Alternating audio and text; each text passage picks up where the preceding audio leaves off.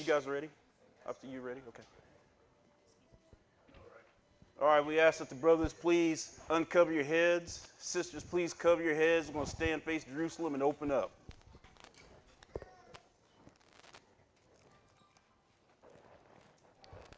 Our Father, which art in heaven, Our Father, which art in heaven, hallowed be thy name. hallowed be thy name. Thy kingdom come. Thy kingdom come, Thy will be done in earth, thy will be done on earth as it is in heaven. as it is in heaven. Give us this day our daily bread, Give us this day our daily bread, and forgive us our debts, and forgive us our debts, as we forgive our debtors. as we forgive our debtors. And lead us not into temptation, And lead us not into temptation, but deliver us from evil. but deliver us from evil. For thine is the For kingdom, thine is the kingdom, and the power, and the power, and the glory, and the glory, forever. forever. In Jesus' mighty name we pray. In Jesus' mighty name we pray. Amen. Amen. Today's scripture reading will be coming from Proverbs chapter 15, verses 3. The eyes of the Lord The eyes of the Lord are in every place, are in every place, beholding the evil and the good. beholding the evil and the good. Again, I just read Proverbs 15, verse 3. May the Lord add a blessing to the reading, hearing, and doing of his word. In Jesus' name we pray. Amen. Amen. We will have a couple of selections from the choir.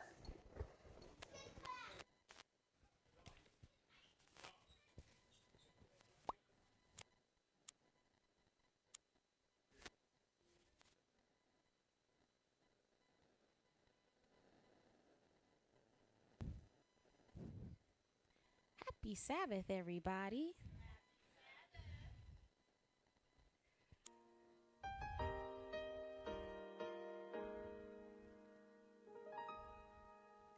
There's a voice that cries out in the silence, searching for a heart that will love him, and longing for a child that will give him their give it all. He wants it all. And there's a God that walks over the earth. He's searching for a heart that is desperate, and longing for a child that will give him their give it all.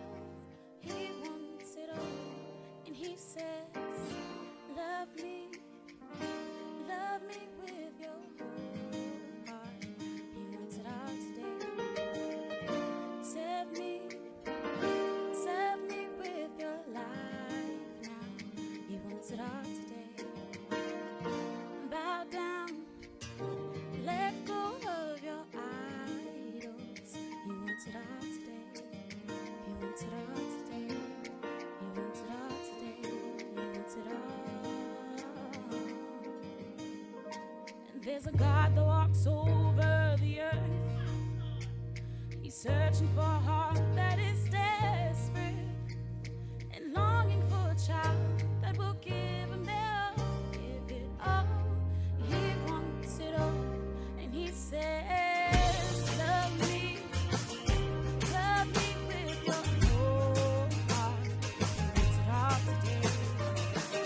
Save me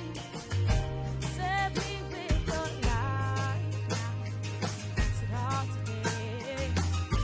Bow down.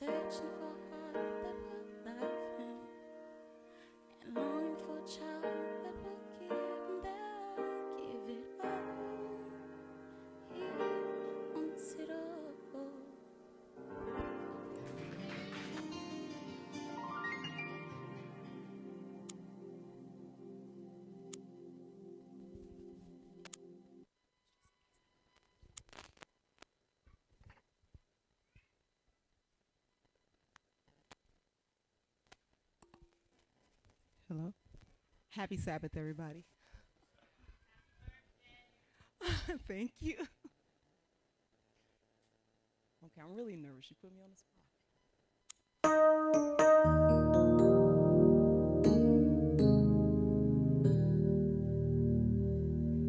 For every time that you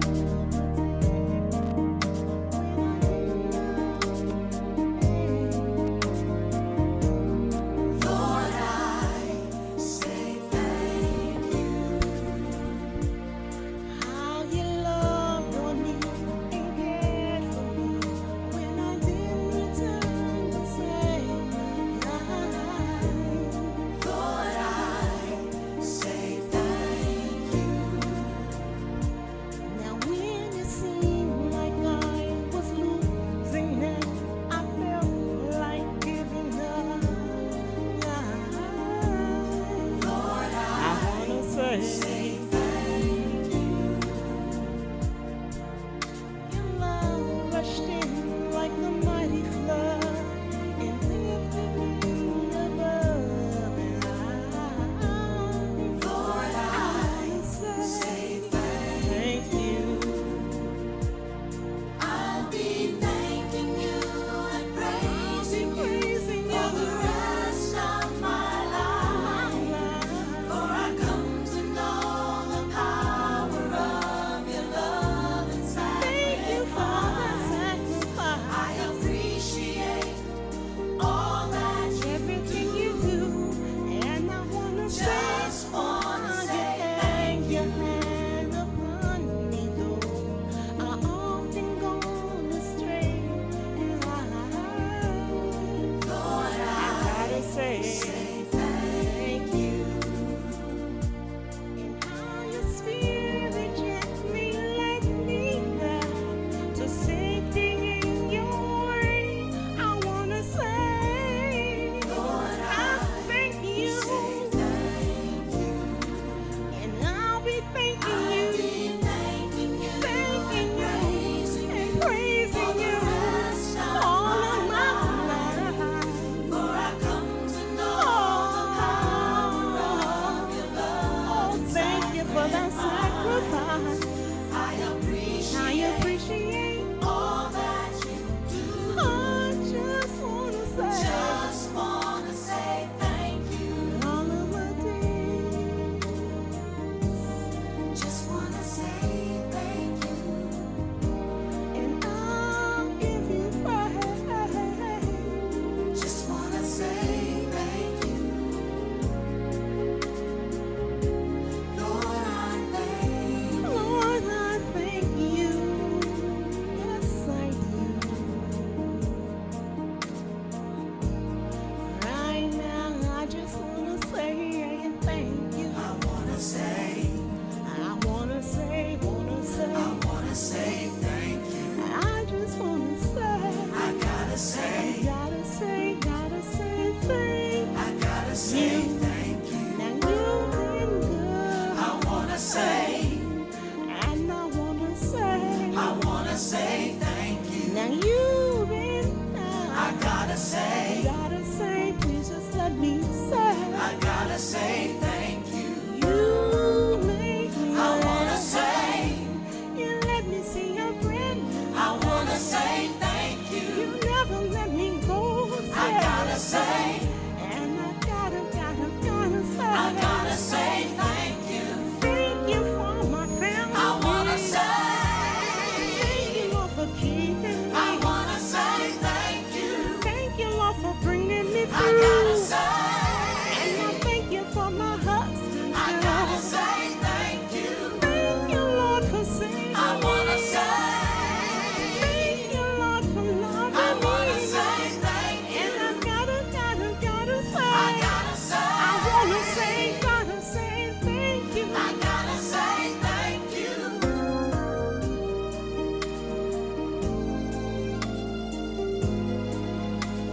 Just wanna say thank you. All of my days,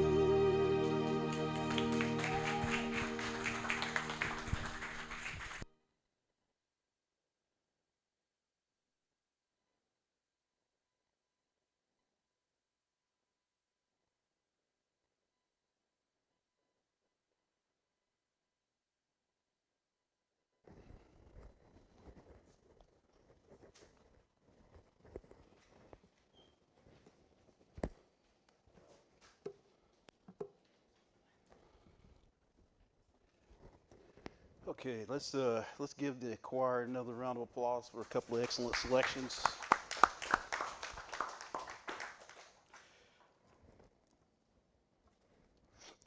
All right, first I want to say praise the Most High God of Abraham, Isaac, and Jacob.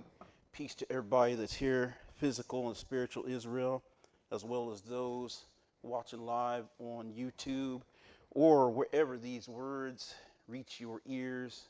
Peace to you as well, and happy Sabbath, everyone.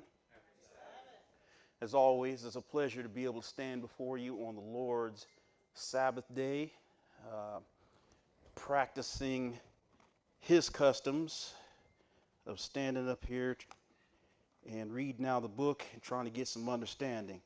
As always, I praise and thank the Lord for his continual mercy that he shows me and my family, as well as the many blessings that he bestows on us each and every day. None of which is the least the breath of life. Praise God and thank him for that. Today's lesson is called the Covenant of Salt. The Covenant of Salt. And I know probably a lot of you guys have heard me talk about this before, but how many of you have heard or know what the Covenant of Salt is? By show of hands. Anybody heard of that? Know what the Covenant of Salt is? Think you know? So, let me say this first. When I start out to do these lessons, and I don't mean to speak for Brother Rashad, but I'm sure he feels the same way. When I start out to do these lessons, I don't start out thinking, man, I want to bring something new to the people. That's not what I'm doing at all. What it is I'm trying to share with you and expound to you the seriousness of who this God we serve, the God of Israel. I want people to fear God like I fear him and understand and know that the God of Israel is no one to be played with. He is no joke. And so when we sit down and when I sit down to do these lessons, in my mind, I'm thinking I want you to have that same fear of the God of Israel that I have. Because for me, it helps me in my walk to be careful with every footstep that I take when I know that this God of Israel at any moment can just do that and it's over for you. So that keeps me walking that straight and narrow. So that's why when I do these lessons, like I said, I'm not trying to bring nothing new. I'm just trying to make you think a little bit and try to see so that you can focus and stay on that straight and narrow like I do. So the Covenant of Salt. We're going to start off in Ecclesiastes 5. The Covenant of Salt, or any covenant. So basically, this lesson is kind of in two parts. One is about covenants, and the other part of it is about the Covenant of Salt. Okay, so a covenant is somewhat like a vow. A covenant is like a vow. It's not the same as a vow, but it is like a vow. And you know how serious, we're going to see how serious a vow is to God, what he thinks about a vow. We all know God takes vows serious, right? So what does Ecclesiastes 5 verse 4 say? Go ahead, bro. When thou vowest a vow unto God, defer not to pay it. For he hath no pleasure in fools. That's right. So when you make a vow to God, he says, don't delay to pay it. Pay your vows. You make a vow to God, then you need to keep that vow. You need to pay that vow. Don't defer to pay it. He has no pleasure in fools, he said. Go ahead. Pay that which thou hast vowed. Pay that which thou hast vowed. Go ahead. Better is it that thou shouldest not vow than that thou shouldest vow and not pay. It's better that you don't even make a vow if you can't pay it. It's better not to even utter the words, I'm going to do this, Lord, if you can't do it. Just don't even do it. We finish that? Yeah. So a covenant and a vow are similar. A covenant falls in the same thing. If you make a covenant with God, you better keep it. If God makes a covenant with you, he keeps it. He does not break covenants. He is not a covenant breaker. Let's go to Mark 9. And I'm going to show you what got me started on this path, on this lesson. Just reading like I normally do, And this passage is what got all this started. Going to Mark 9. I'm going to pick it up at verse 45. And I know everybody's been through this passage and read through this. But just every now and again, when I'm reading something I've read many times, something else sticks out and taps me on the forehead. Mark 9, verse 45. How's it read? And if thy foot offend thee, cut it off. It is better for thee to enter halt into life than having 2 feet to be cast into hell. Right. Go ahead. I'm sorry. Into the fire that never shall be quenched. Okay. So, I've been kidding, always kidding around. It's if if you got a problem, you got to cut that off. You got to do what you can to eliminate that problem. It's like he said here, it's better that you limp into the kingdom of heaven than pimp walk straight into hell. You understand what I'm saying? If you got a problem, deal with it. The next verse, go ahead. Where their worm dieth not, and the fire is not quenched. When their worm dieth not, and the fire is not quenched. That sounds permanent, don't it? That's a permanent condition we're talking about. That's a state of hell that you do not, trust me, brother and sister, you don't want to find yourself in this position. So whatever you might be dealing with, you got to find a way to nip it in the bud. Go ahead, verse 47. And if thine eye offend thee, pluck it out. Mm-hmm. It is better for thee to enter into the kingdom of God with 1 eye than having 2 eyes to be cast into hell fire. So he's trying to, it may sound like he's kidding or he's making light of something, right? But he's trying to get you to see the seriousness of this walk. If something is keeping you from doing or keeping the commandments, he said, pluck your eye out if you have to. Now, don't nobody after class over go and do, plucking eyes out and cutting arms off and limbs. And, Brother Trav didn't tell you to do that, okay? I'm just saying, consider the seriousness of what the Lord is telling you. If you got a problem, find a way to deal with it. Because you don't want to end up in the lake of fire where what? Where their worm dieth not, and the fire is not quenched. That's right. Verse 49. For every one shall be salted with fire. Okay, so now this is the verse. This verse here is the one that got all this started. Now I'm just reading along here, and I read this, and I'm like, wait a minute. What he just say to me? Start at the top. 49. For every one shall be salted with fire. Uh-huh. And every sacrifice shall be salted with salt. So this verse is there's 2 parts of this. Everyone, the first part, everyone shall be salted with fire.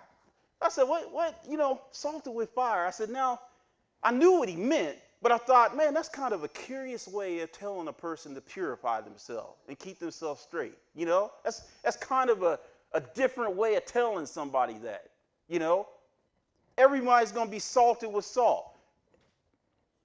All your sacrifices, every sacrifice shall be salted with salt. So why did he use this terminology? Why didn't he just simply say, keep yourself straight, be pure and keep the commandments, you don't have to worry about getting thrown, but no, he used this poetic languages in his parables and things like this, all throughout the book, really. So I said, all right, let me see if there's a deeper meaning to this or why exactly he used this. And so what I find out is, it's like a lot of things he does with the book, he uses a lot of terminology of the time that it escapes us. Just like I did the lesson on the vine, and all that, how we don't understand horticulture or viticulture, it went straight over our head. Some of the same thing is going on here, but once you realize what's going on, you're going to like, oh, well, maybe that's not so far above my head, but you'll see what I'm talking about as we go on.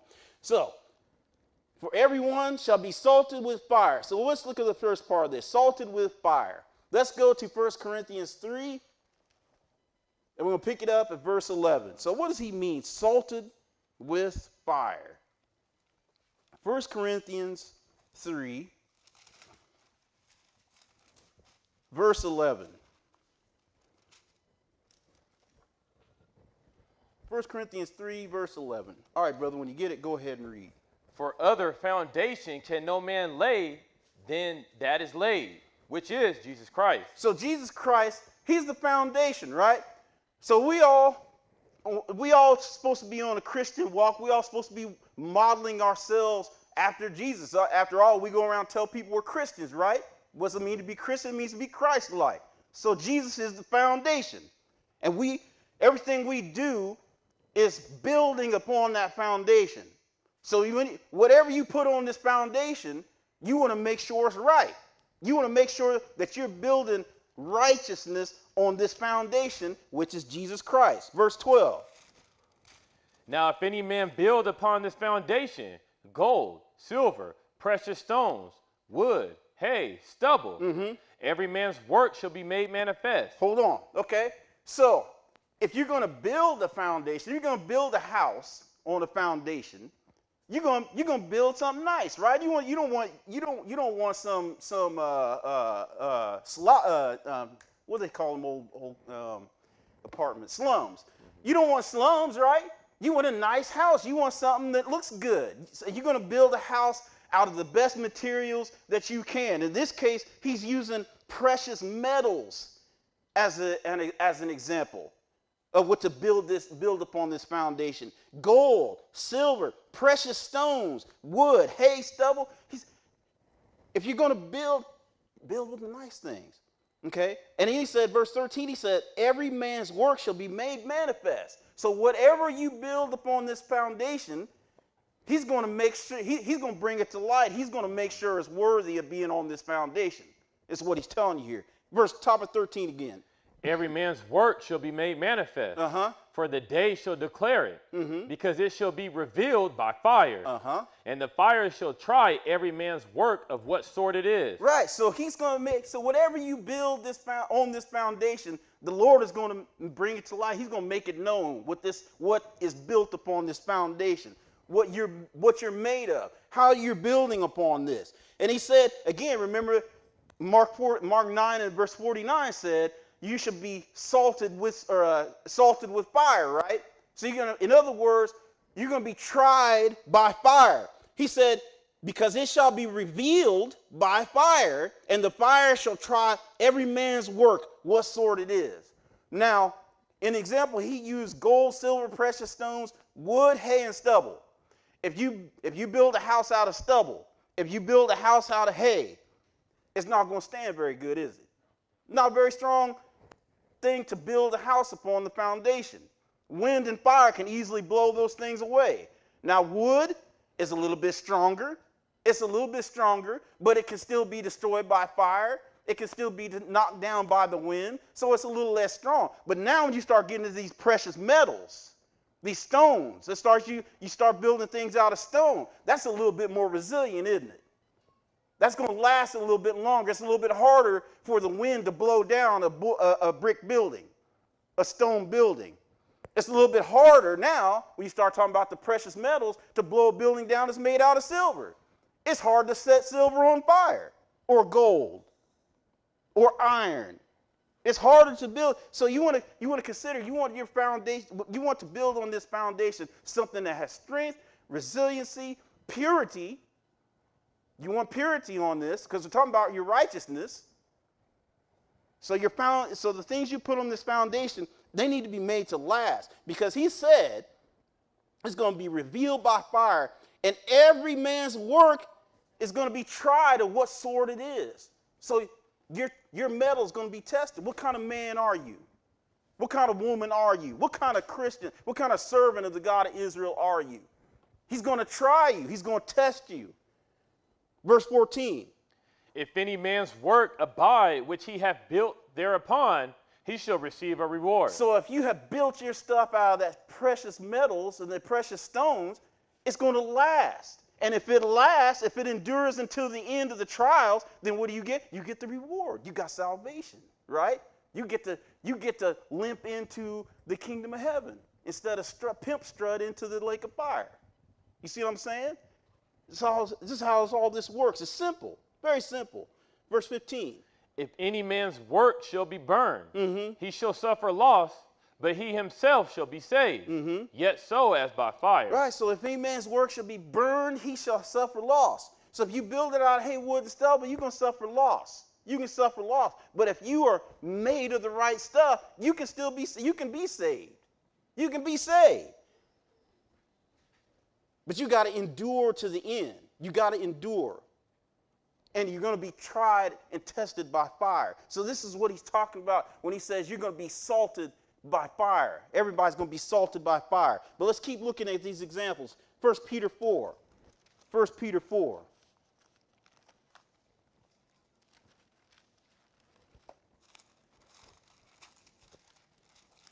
First Peter 4 and one verse here, verse 12. 1 Peter 4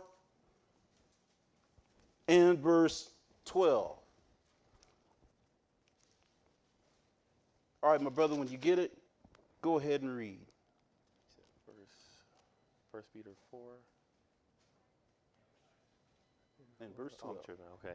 Beloved, think it not strange concerning the fiery trial which is to try you, as though some strange thing happened unto you. Right, he said, beloved, don't think it strange when you're going through the fiery trials. Don't think that's strange.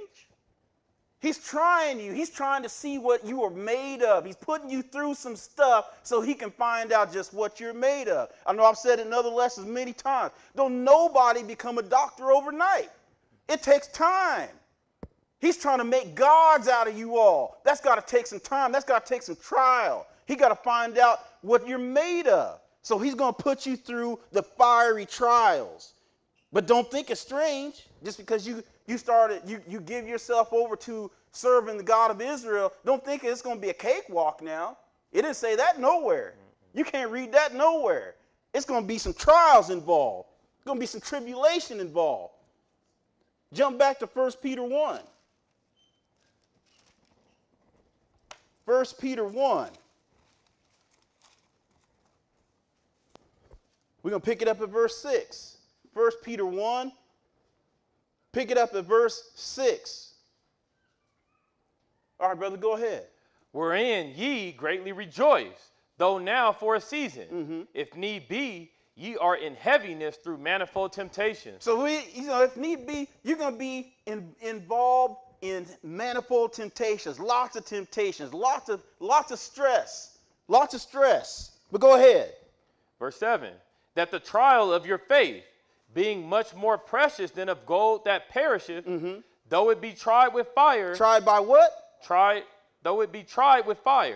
Go ahead. Might be found unto praise and honor and glory at the appearing of Jesus Christ. So he's consistently telling you, I'm going to try you by fire. He's consistently telling you this. And again, making those references to the precious stones, the precious metals. He said that the trial of your faith being much more precious than gold that perisheth. Gold does perish. Gold can perish. But your faith, it shouldn't perish. No matter what you're going through, your faith should remain. Your faith should remain. So I don't care how hot the fire gets, it's the trying of your faith. And your faith shall remain. You got to endure to the end. Verse 7. Read that again. I'm sorry. Are you finished? Yeah. Okay, well, that's good then. That's good. Let's go. Let's keep going. Let's go to Malachi 3 then. Let's jump to Malachi 3.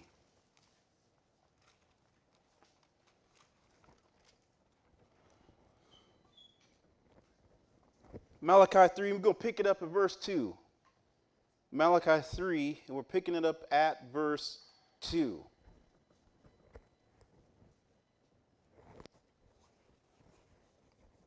All right, brother, go ahead. But who may abide the day of his coming? Who can stand the day of his coming? Go ahead. And who shall stand when he appeareth? Come on. For he is like a refiner's fire. And like fuller's soap. So he is like, we're talking about the Lord. When the Lord come back, what did he tell you? He said first, the first time he destroyed the earth by water, right?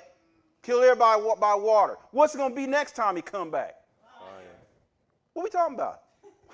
What are we talking about? Next time he come back, it's going to be by fire. And he said when his day come, who's going to be able to stand? Who's going to be able to abide?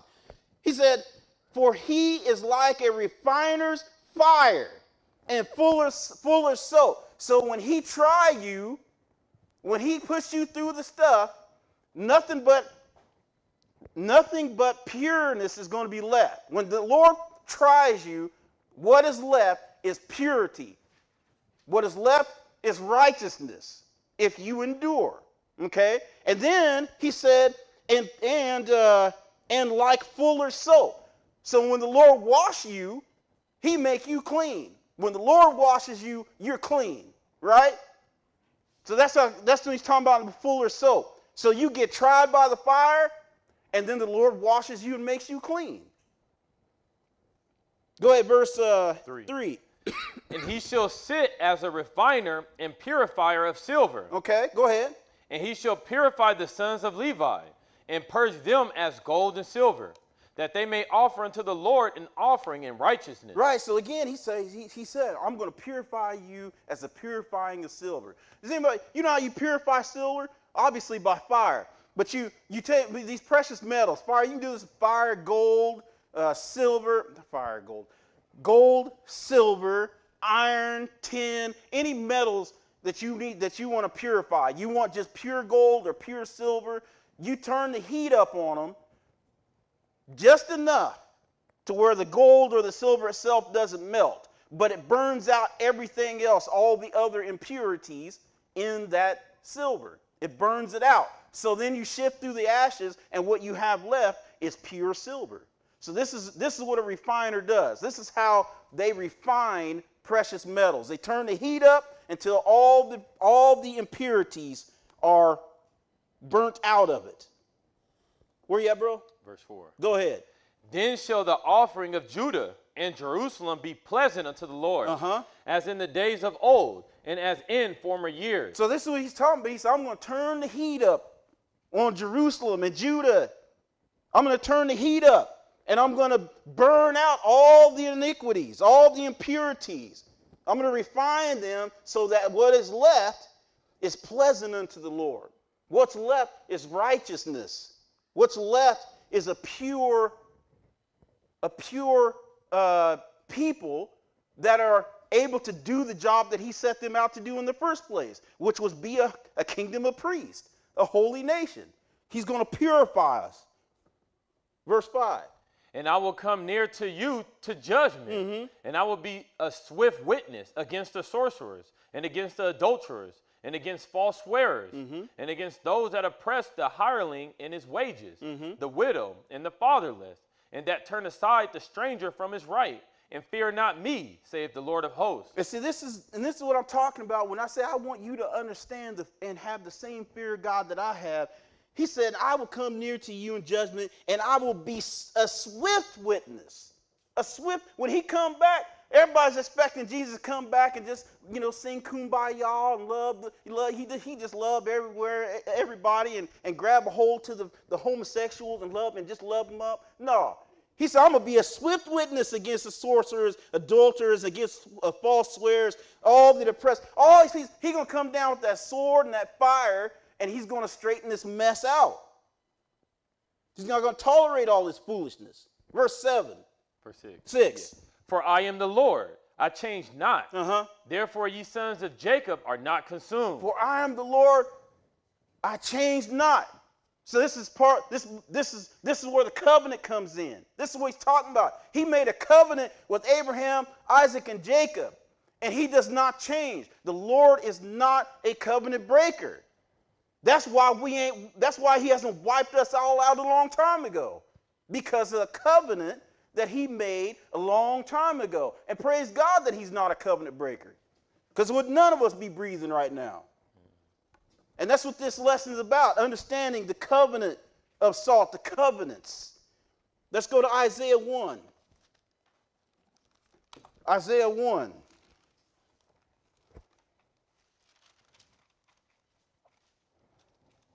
Two verses here, 25 and 26. Isaiah 1, verse 25.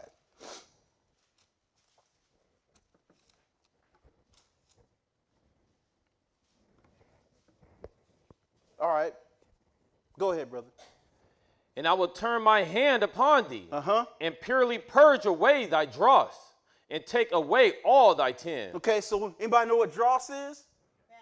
That's the bad stuff. Yeah, that's the impurities that's left over. When the refiner turns the heat up on the metals, what you have left, that stuff that's burned out, the impurities, that's called dross. That's the bad stuff. That's the stuff you don't want.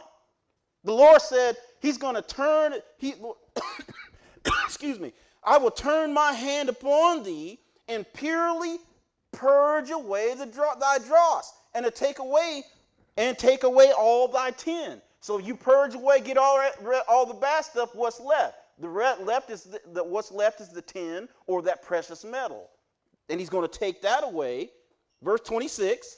And I will restore thy judges as at the first. He's going to restore the judges at the first, because now what he has left is pure metal, that tin. He's gotten rid of the impurities, and now what he's got left is this pure tin, and he's going to restore thy judges at the first. Go ahead. And thy counselors as at the beginning. Afterward, thou shalt be called the city of righteousness, the faithful city. So after the trying by fire, after the ashes are sifted away, now what we have left is a righteous city, a faithful city, he says. So this is what the trying by fire, the salted by fire is all about. This is what he's talking about. These are all examples. Let's go to one more. Psalm 66. Psalms 66.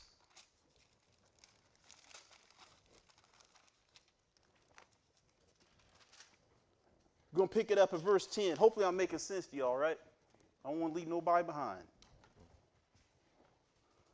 Psalm 66, we're going to pick it up at verse 10. All right, brother, go ahead and read. For thou, O God, hast proved us. Thou hast tried us as silver is tried. Thou broughtest us into the net. Thou laidest affliction upon our loins. So he's telling him, he said, I've tried you. We've been tried through like silver's tried. We can see the tribulation he's gone through. Thou hast laid affliction upon our loins. Verse 12. Thou hast caused men to ride over our heads. We went through fire and through water, but thou broughtest us out into a wealthy place. So we've gone through and we all know what he's talking about here. We've had men to ride overhead. We've been in captivity so long we don't even remember being a free people. We don't even know what that's like, what that means. That was caused men to ride over our heads. We went through fire and through water. Didn't he tell you in Malachi that put you through the refiner's fire and fuller's soap? So he's tried them, and now he's washed them. And what's the consequence of that after the washing? But thou brought us unto a wealthy place. So after being tried and washed, then comes the reward. So after the trial by fire, then comes the reward. But you got to endure. Verse 13. I will go into thy house with burnt offerings. I will pay thee my vows, which my lips have uttered, and my mouth has spoken when I was in trouble. So he's just like we started off. When you make a vow, don't defer to pay it. You utter that, you better pay the vow. So he said, I will go into thy house with my burnt offerings. I will pay thee my vows. Now, he's making a vow here. What came with this vow? An offering, right? A burnt offering. Covenant similar. Whenever you make a covenant, a sacrifice accompanies that. A sacrifice accompanies a covenant that's made between two individual parties. Go ahead, bro. 15. Come on. I will offer unto thee burnt sacrifices of fatlings with the incense of rams. I will offer bullocks with goats, Selah. Come and hear. That's it. So I will offer the burnt sacrifice of fatlings with the incense of rams. So now we see he's made a vow, he's made a covenant. We see that a vow or a covenant's been made here. He says, letting you know the seriousness of this, because whenever you do a sacrifice, whatever a sacrifice is involved, that involves something dying. So that's something to be taken serious. Whenever something has to be killed, that shouldn't be done lightly. That should be done with a heavy heart or with some real consideration, some real thought put behind it before you just kill something, right? So there's some thought, put some thought in this process. So he said, I will offer unto thee burnt sacrifice of fatlings with the incense of rams. I will offer bullocks with goats. Okay, so now let's look at these covenants. Let's look into the covenants. So let's go to Jeremiah 34. Jeremiah 34. One verse here, we're going to pick it up at verse 18. So with the covenant,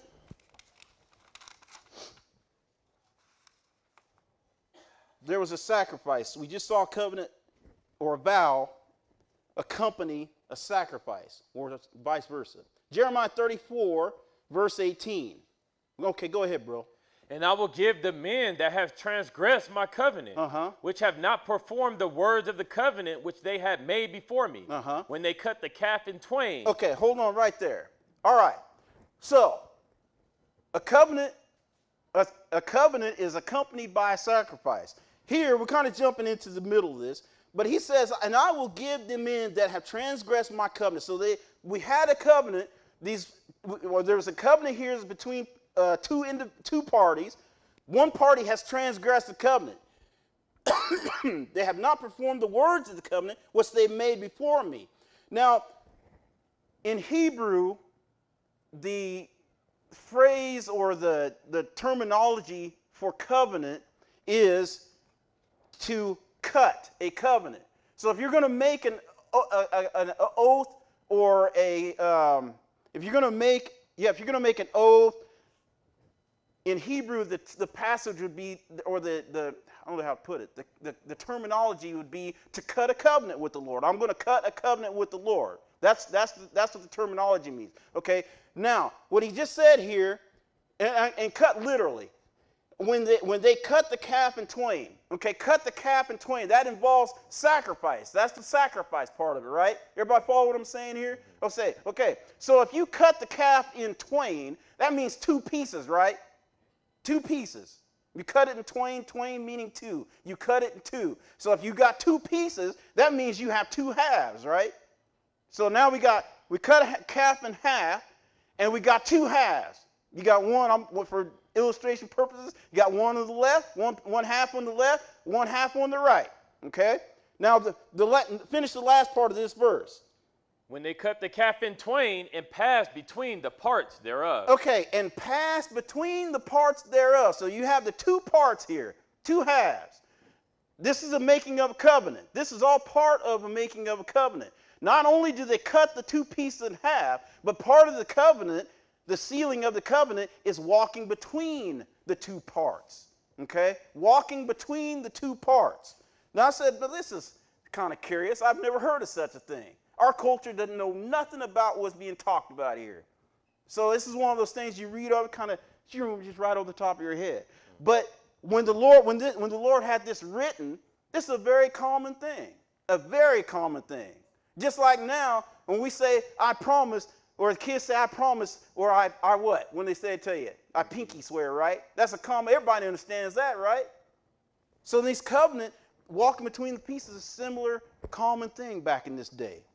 But we don't, this kind of escaped us because we on to something different. We talk different. But let's go, just to give you another witness of what I'm talking about here. Exodus 24. Let's go to Exodus 24. I'm sorry. Genesis 15. Yeah, that's right. Genesis 15. Genesis 15. And we're going to pick it up at verse 5. Genesis 15, we're going to pick it up at verse 5.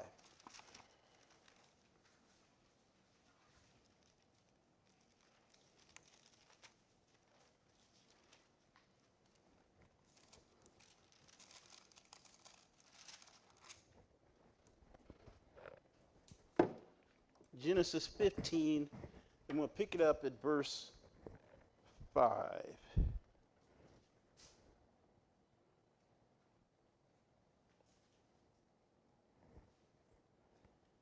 Let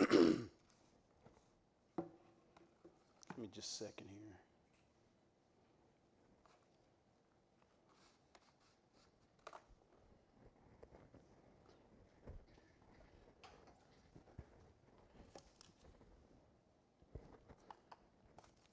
Bear with me.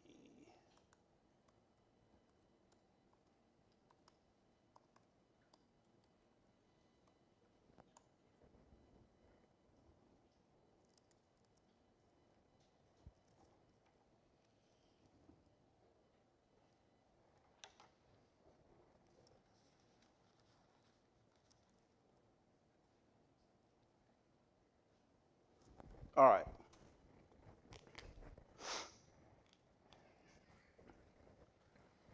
All right, so whenever a covenant is made, there's at least there is three things that I want to cover. There's three things to a covenant, and I'm gonna call it a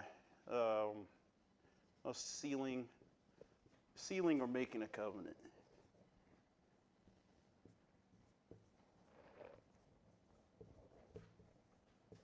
Okay, so in the sealing of a covenant, you got to have these three things.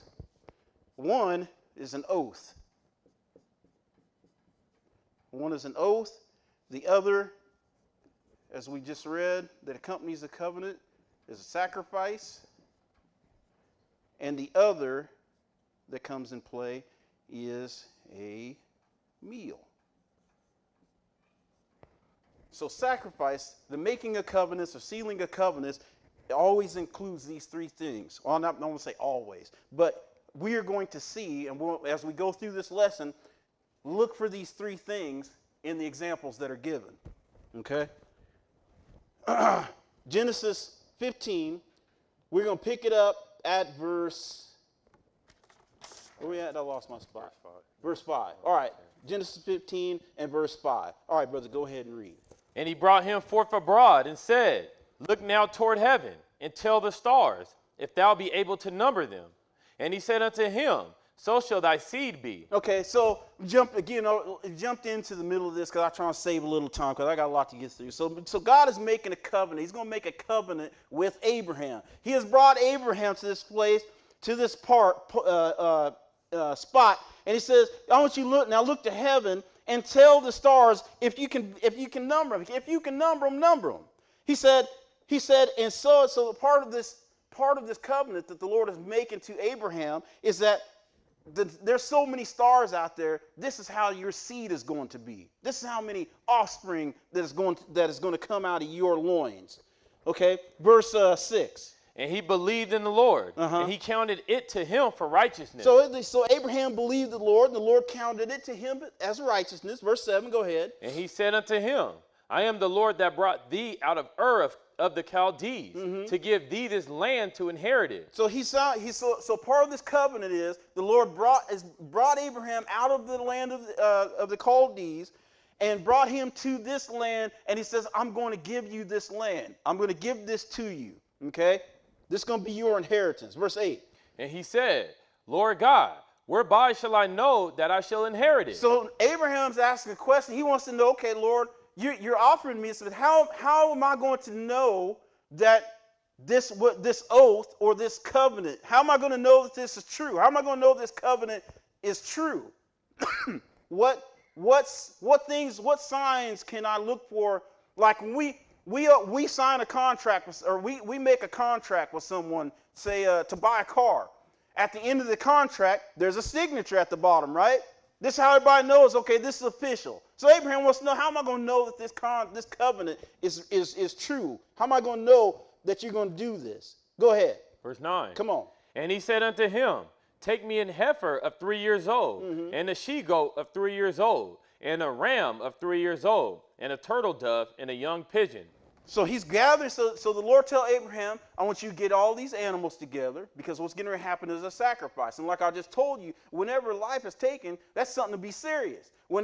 Taken seriously. Whenever some blood is shed, that means what's happening here is something that is to be taken seriously, and it's binding. It's a binding agreement between two parties. Okay, go ahead. Verse 10. Come on. And he took unto him all these, and divided them in the midst. He did what? And divided them in the midst. He divided them in the midst. Didn't Jeremiah 34 just tell us that you cut the calf in twain, right? Cut in two pieces, right? So he got these two pieces. So he's divided these sacrifices here in a particular order. Go ahead. And laid each piece one against another. But the birds divided he not. Go ahead. And when the fowls came down upon the carcasses, Abram drove them away. And when the sun was going down, go ahead. A deep sleep fell upon Abram, and lo, an horror of great darkness fell upon him. Go ahead. And he said unto Abram, Know of a surety that thy seed shall be a stranger in the land that is not theirs, and shall serve them, and they shall afflict them 400 years. And also that nation whom they shall serve will I judge, and afterwards shall they come out with great substance. So he's telling Abraham what's going to transpire here in this time frame, according to this, in accordance to this covenant. Go ahead. 15. And thou shalt go to thy fathers in peace. Thou shalt be buried in a good old age. But in the 4th generation they shall come hither again, for the iniquities of the Amorites is not yet full. And it came to pass that when the sun went down and it was dark. Okay, so now the Lord has told Abraham what he's going to give him. He's made the first part of this. He's made the oath. He's made an oath to Abraham. Okay, an oath is simply a promise that I'm going to do something. Part of an oath or a covenant between two parties is I'm going to do A, B, C, and Brother Tim is going to do 1, 2, 3. That's how oath or covenant works. Okay, so I'm going to do A, B, and C. You're going to do 1, 2, and 3. Okay, so the Lord he's made an oath here, told him what is going to happen. Now comes the sealing of the covenant part of it. So here comes the part that Abraham asked. So how am I going to know that this is true? Where's the signature at? So now with the Lord, so Abraham is, where are you at again? 17. Verse 17. Go ahead and start from the top again. And it came to pass that when the sun went down and it was dark, behold, a smoking furnace and a burning lamp that passed between those pieces. Okay, so this smoking furnace and this burning lamp represents the Lord. And what did he just do? He just passed between the pieces, right? He just walked between these two pieces that were cut in twain, just like Jeremiah was talking about.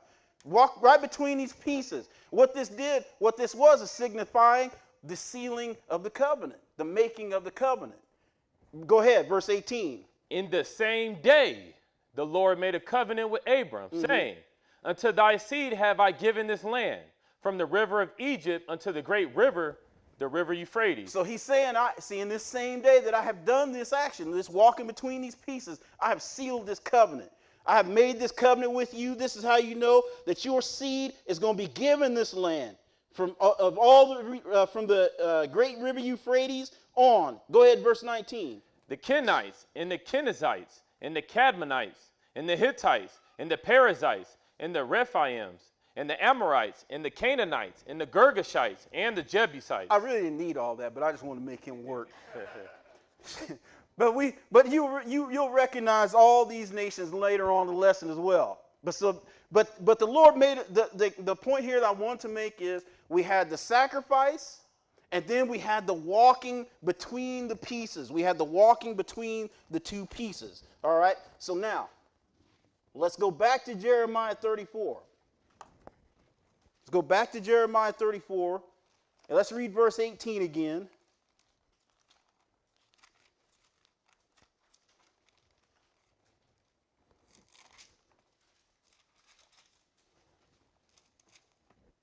Jeremiah 34, we're going to read verse 18 again. All right, brother, go ahead. And I will give the men that have transgressed my covenant, which have not performed the words of the covenant which they had made before me, when they cut the calf in twain and passed between the parts thereof. The princes of Judah and the princes of Jerusalem, the eunuchs and the priests, and all the people of the land. Okay, so now he's telling you, in this particular covenant, he's telling you all the people that were involved in the agreeing or the agreement of this covenant. The princes of Judah, the princes of Jerusalem, the eunuchs, and the priests, and all the people of the land, which did what? Which passed between the parts of the calf. So this covenant was sealed. This covenant was sealed. The Lord, we see here that the only element in this passage that we're missing is the meal. We had the sacrifice, we have the oath, because the oath was that they transgressed the covenant, which have not performed the words of the covenant which they had made before me. So there was an oath made. Both parties agreed to do A, B, and C. Right? Both parties agreed to it. But the parties involved here, the princes of Judah, the princes of Jerusalem, the eunuchs, they did not keep up their part, even though they sealed it. They sealed the covenant by walking between the pieces of the calf. All right. So let's keep going. Let's go and look at this. Let's see when this covenant is made. Exodus 24, 3 and 8. Let's go and look at this that he's talking about here. When did Israel pass between these pieces? When did they make this covenant that the Lord is talking about? Exodus 24. We're going to pick it up at verse 3. 24 and verse 3.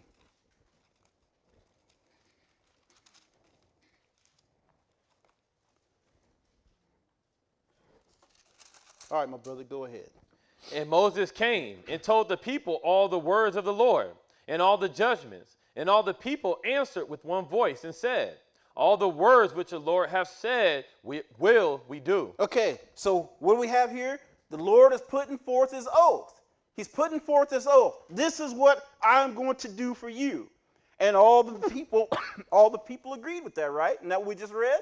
Mm-hmm. So part of the covenant has been, the oath has been fulfilled here. All right, go ahead, verse 4. And Moses wrote all the words of the Lord and rose up early in the morning and builded an altar under the hill. What do you need an altar for? What do you usually do with the altar? It's used for the sacrifice, right? So now we see another part of the sealing or making of the covenant being added to it here. So Moses got up in the morning. He built an altar under the hill. And what?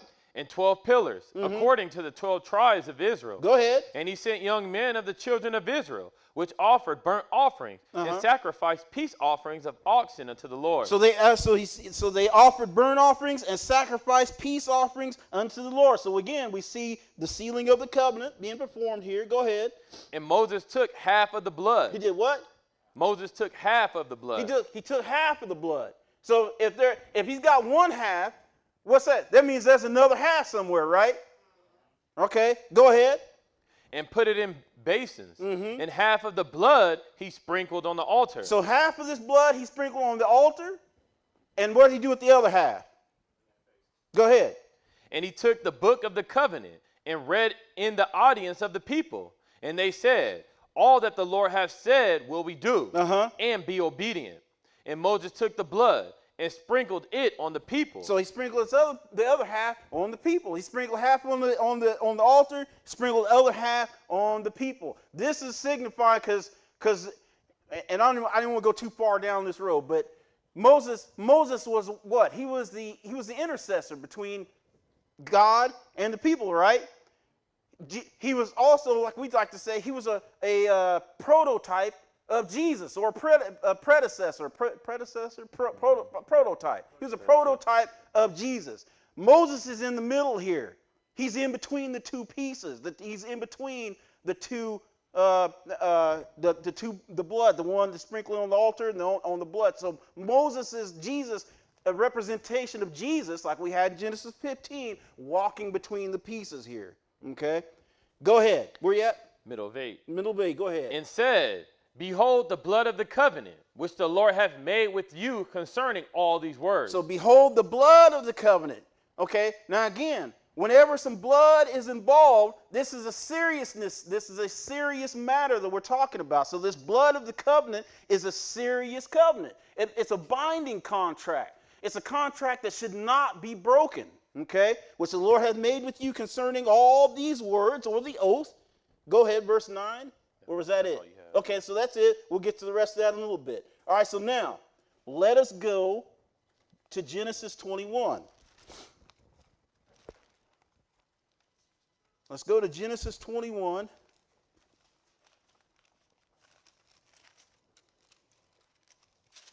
So that, in my opinion, that particular passage is a good example of seeing all three of the elements of the making of a covenant.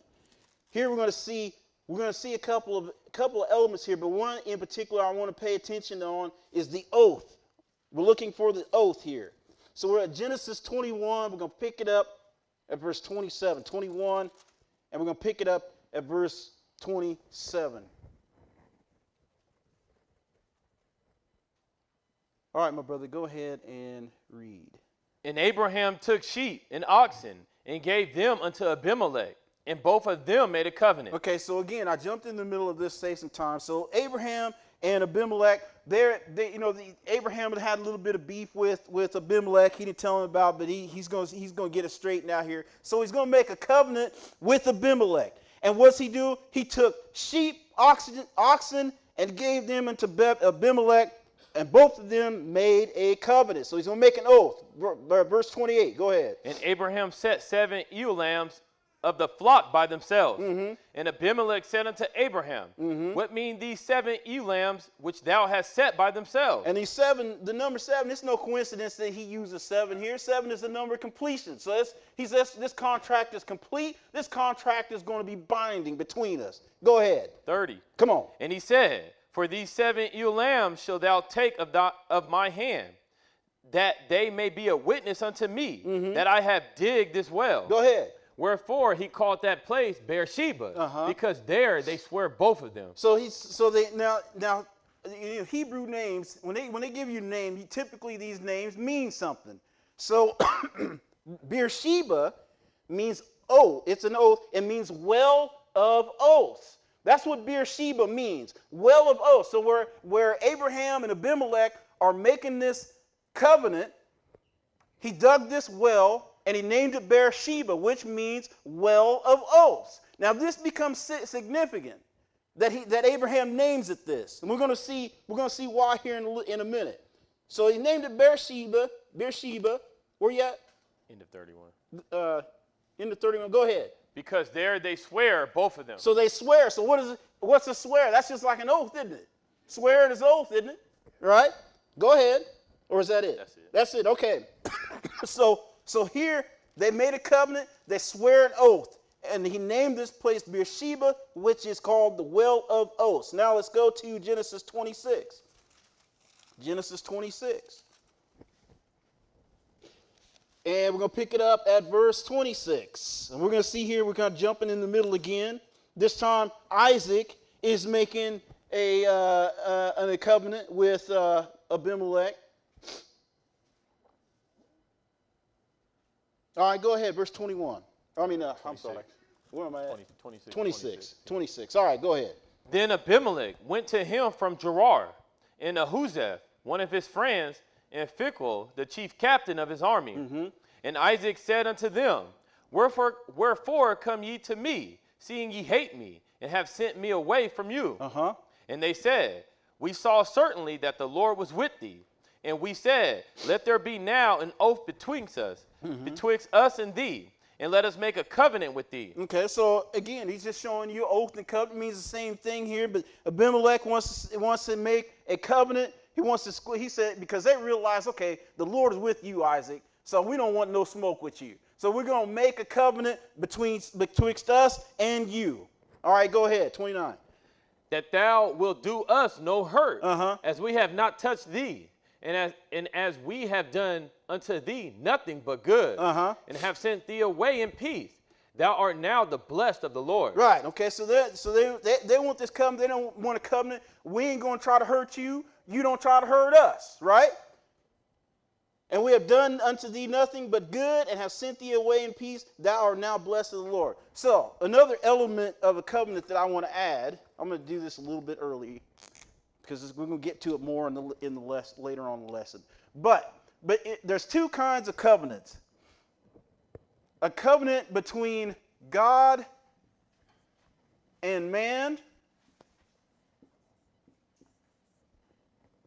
and a covenant between man and man.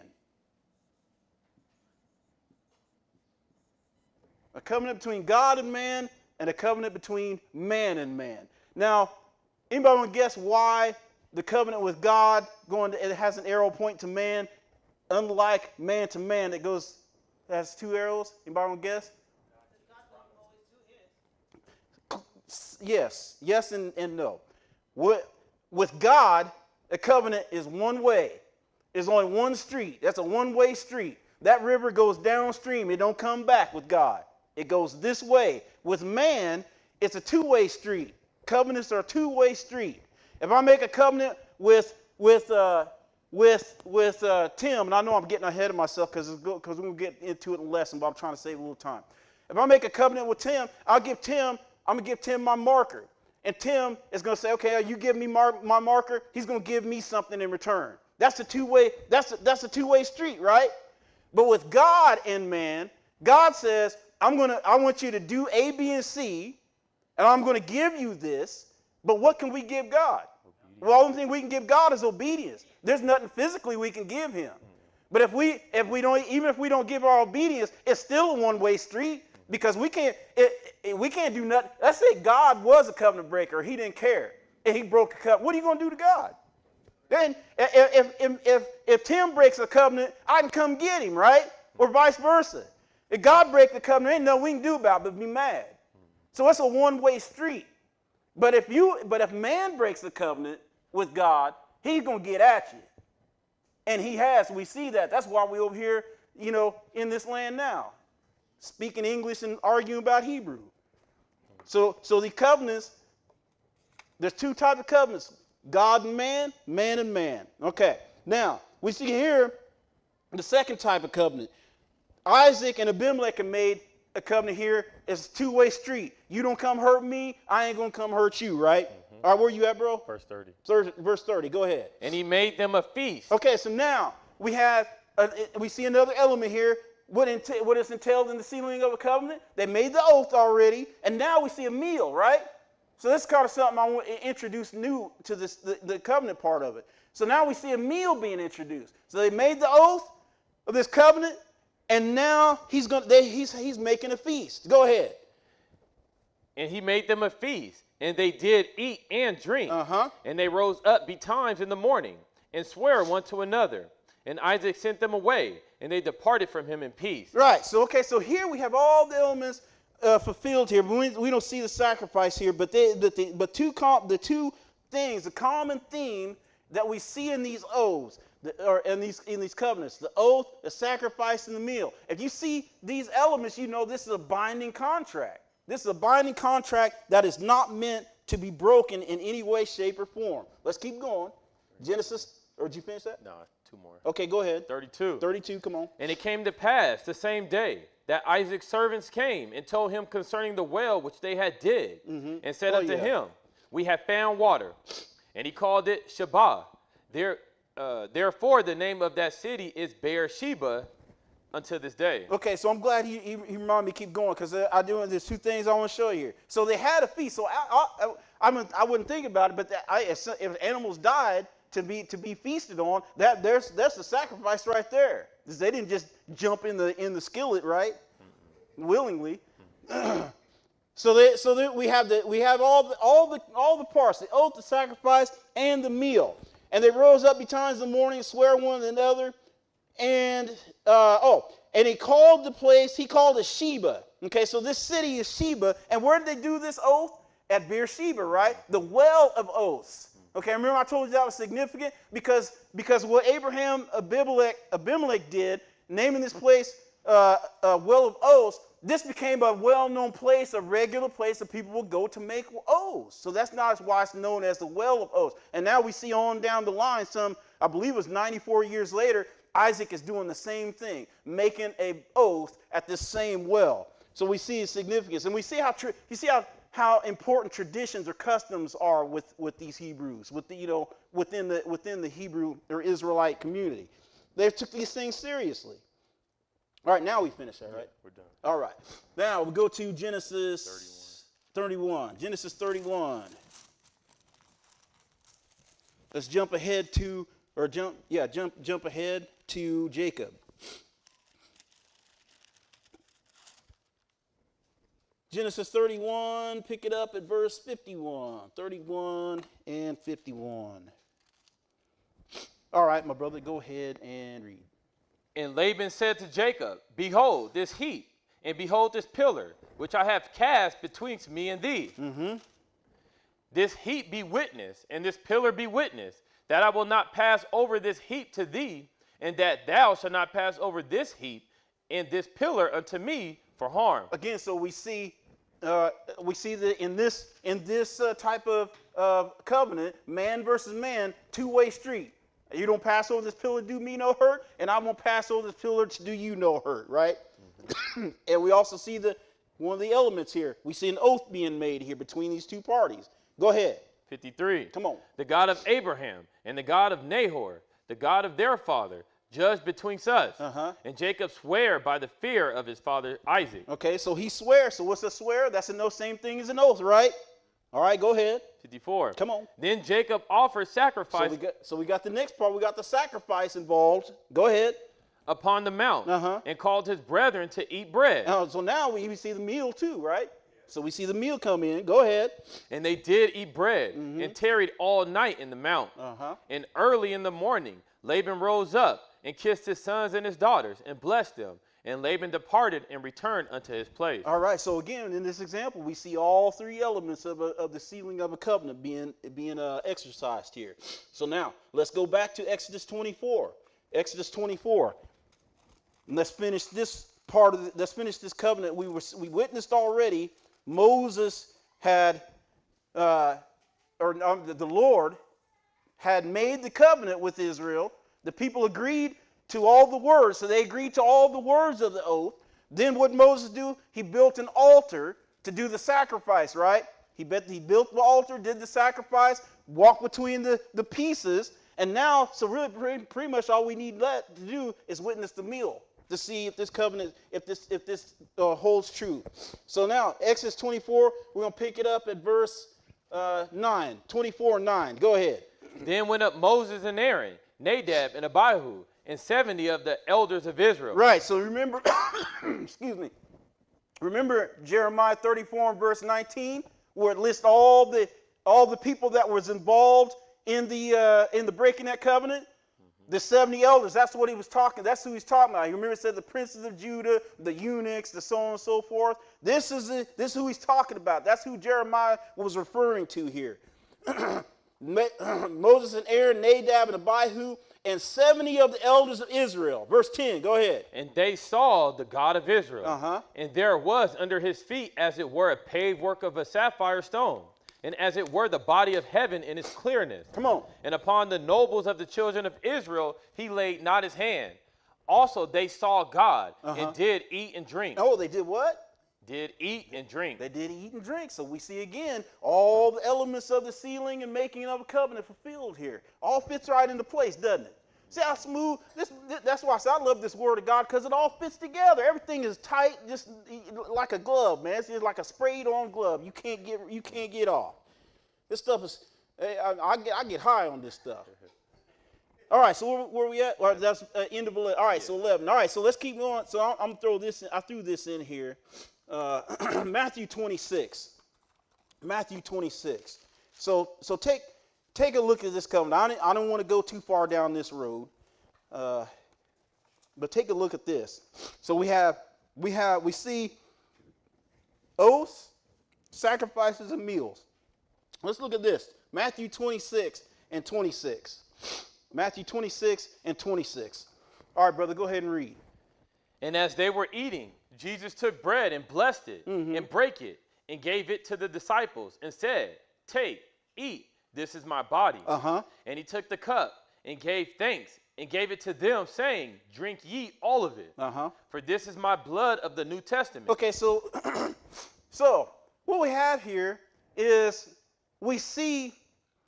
All right, I get excited about this. I don't know how to put it simply. All right, so what's another word for covenant? How about testament? Testament, right? So we have the Old Covenant and the New Covenant, the Old Testament and the New Testament, right?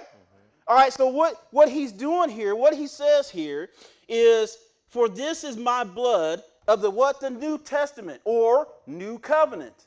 This is my blood of a new, because he's doing a new thing here, is he's setting something else in motion or in order. So he's making a new covenant with us. For this is my blood, and again we notice blood.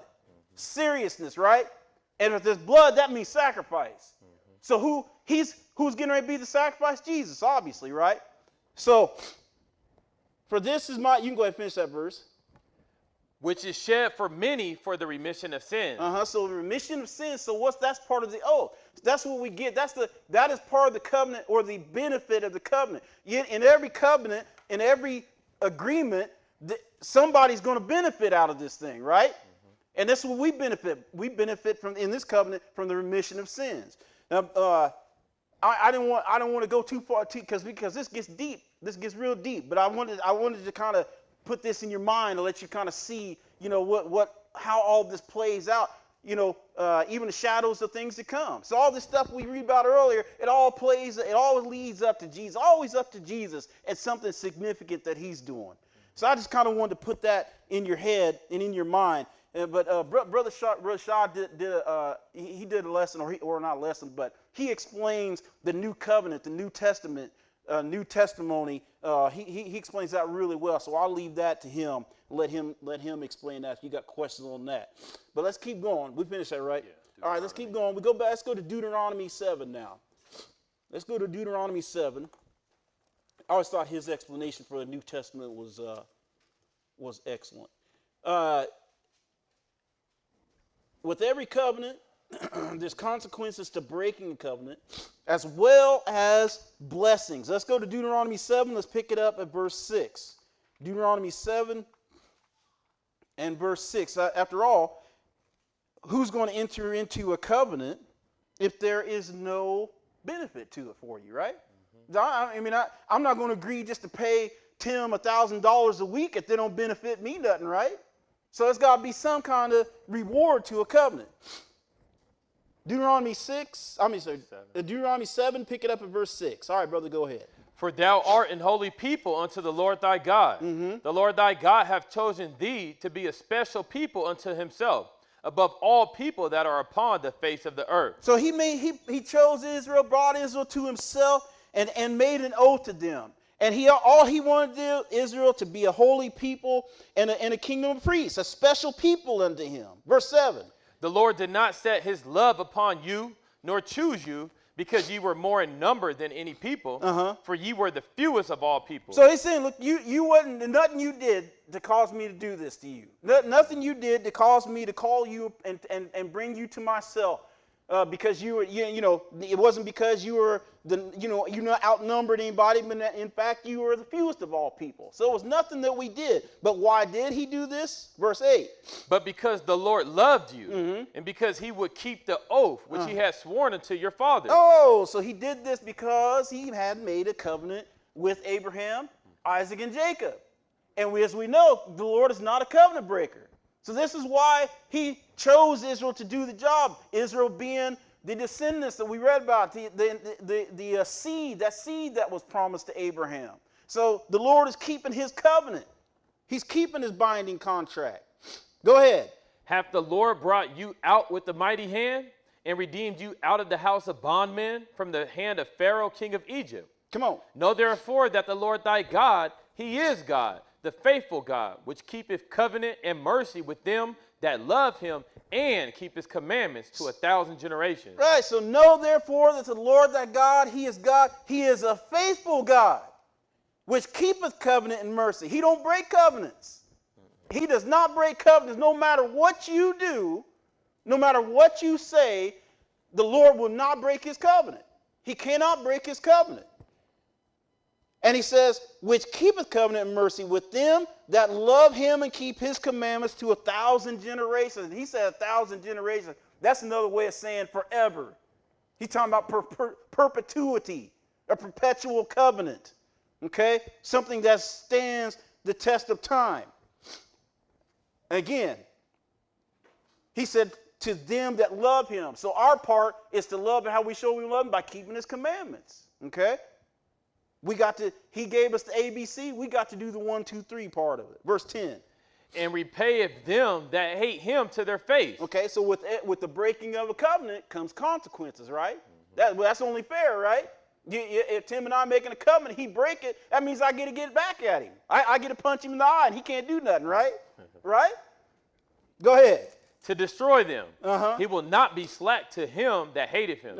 He will repay him to his face. He's not going to be slack because he told you, do not defer to pay your vows. If you make a vow, don't defer to pay it. You make a covenant, don't break it. Don't break it. Go ahead. 11. Come on. Thou shalt therefore keep the commandments and the statutes and the judgments which I command thee this day to do them. Wherefore it shall come to pass, if ye hearken to these judgments and keep them and do them, that the Lord thy God shall keep unto thee the covenant and the mercy which he sware unto thy fathers. And he will love thee and bless thee and multiply thee. He will also bless the fruit of thy womb and the fruit of thy land, thy corn and thy wine and thy oil, the increase of thy kind, and the flocks of thy sheep, and the land which he sware unto thy fathers to give thee. Thou shalt be blessed above all people. There shall not be male or female barren among you, or among your cattle. Come on. And the Lord will take away from thee all sickness, and will put none of the evil diseases of Egypt, which thou knowest, upon thee, but will lay them upon all them that hate thee. Go ahead. And thou shalt consume all the people which the Lord thy God shall deliver thee. Thine eyes shall have no pity upon them, neither shalt thou serve their gods, for that will be a snare unto thee. Now, you notice, that was all good, right? Like everything he said there was nothing but good. And this is what is characteristic of a covenant between God and man. All his covenants with man benefit man. They don't necessarily, there's no benefit. What benefit do we get to God? What benefit does God get out of this if we keep his covenant? He really don't gain nothing out of it, really. Because he tell you in Matthew, he could raise up stones to be the seed of Abraham. He don't need us. But the characteristic of a covenant between God and man is man always benefits, and God doesn't get anything out of it. So that's one of the beautiful things about a covenant between God and man. All he wants is simply your obedience. Between a covenant and man, this brother wants something and I want something. Somebody always wants something out of it when you deal with man, right? Yep. So we can see a definite difference. I always want to make a covenant with God rather than with man, because I don't want to give this brother nothing. He's not kidding. All right, let's keep going. 1 Samuel 18. 1 Samuel 18. Okay, so now we see the benefits of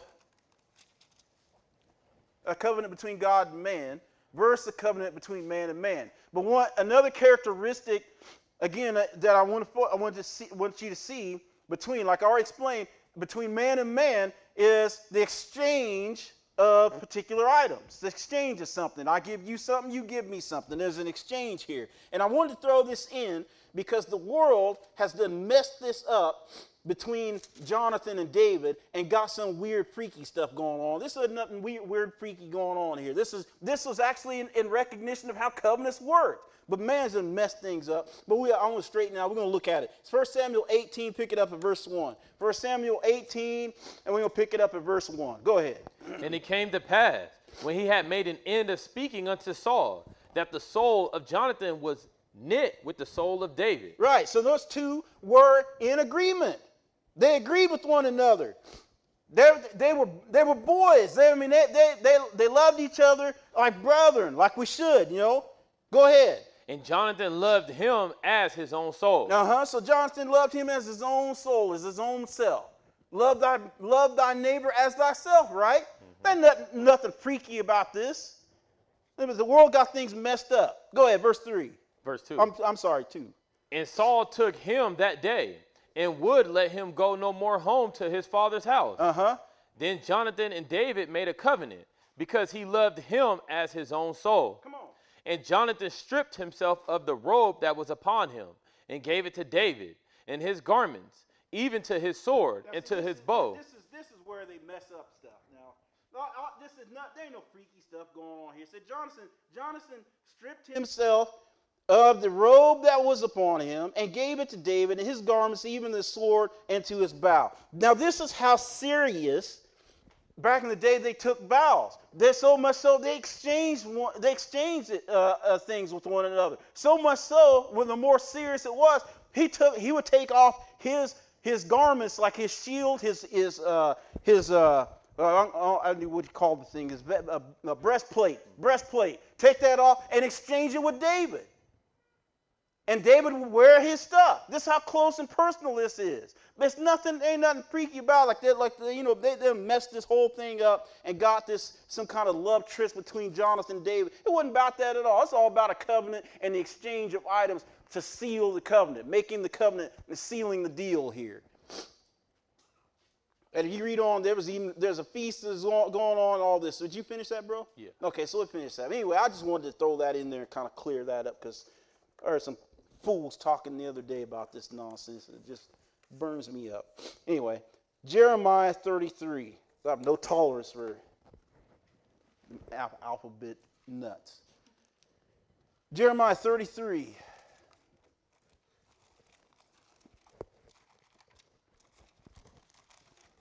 Jeremiah was a bullfrog.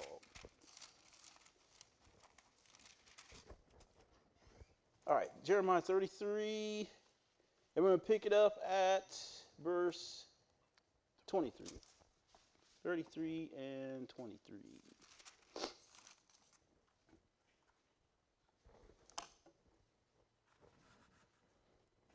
All right, brother, go ahead and read.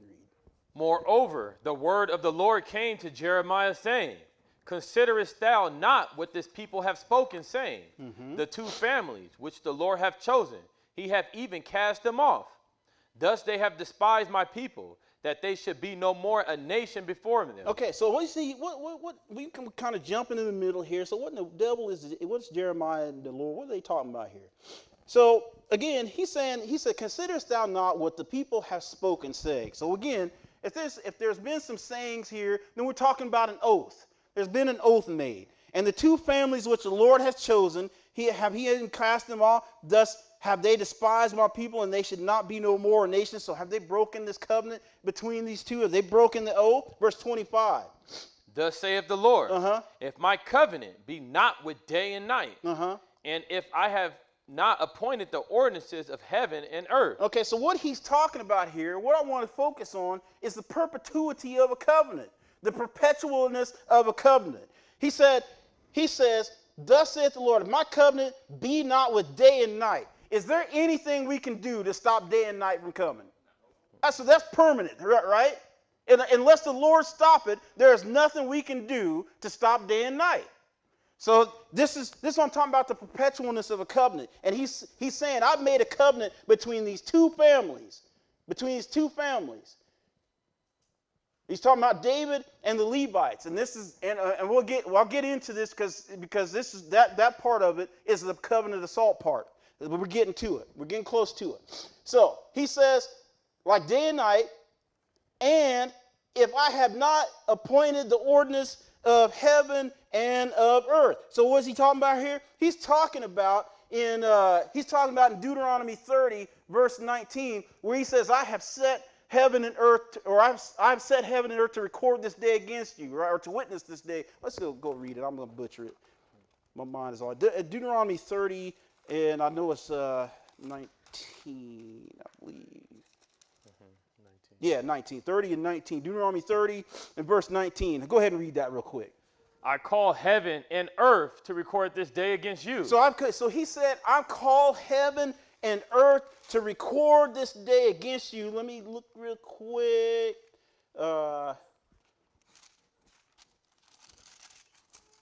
Sorry. He said in Jeremiah 20, he said, and have I not appointed the ordinances of heaven and earth? So he said, this is what he's talking about. I have called heaven and earth to record this day against you. Go ahead. Verse 19. That I have set before you life and death, blessing and cursing. Life and death. So again, in a covenant with the Lord, there's going to be blessing, or if you break the covenant, there's going to be cursing. So so in this covenant, he said, I've set the heaven and earth to record this. I've set before you life and death. Go ahead and finish that. Therefore choose life, that both thou and thy seed may live. So choose life that thou and thy seed may live. So again, in the covenant with God and man, he leaves the choice up to you whether or not you're going to keep the covenant. He's going to leave it up to you. But it's always a one-way street with the Lord. It's always a one-way street. Okay, so here, let's go back to Jeremiah. No, we don't need to necessarily go back, but I just wanted to clear and make you understand. Jeremiah's talking about a covenant that he made with David, because he mentioned two families, right? He mentioned two. Well, let's go back and look. Jeremiah 33 and 25. Or no, Jeremiah 33. And verse 21. verse 21. Jeremiah 33 and verse 21. Read that again. Then may also my covenant be broken with David my servant, that he should not have a son to reign upon his throne, and with the Levites, the priests, my ministers. So he's talking about two families here. Two families, he made two covenants. And the rest of this, he was talking about how permanent his covenants are. Like day and night, we can't stop that. And he called heaven and earth to record the covenant, which means it's something that can't be broken. It's a covenant that cannot be broken. But he's talking about David and the Levites. Okay, so now let's get into, let's go to 1 Chronicles 16. 1 Chronicles 16. And we're going to pick it up at 15. Right? Yeah. Yeah, 16, 15.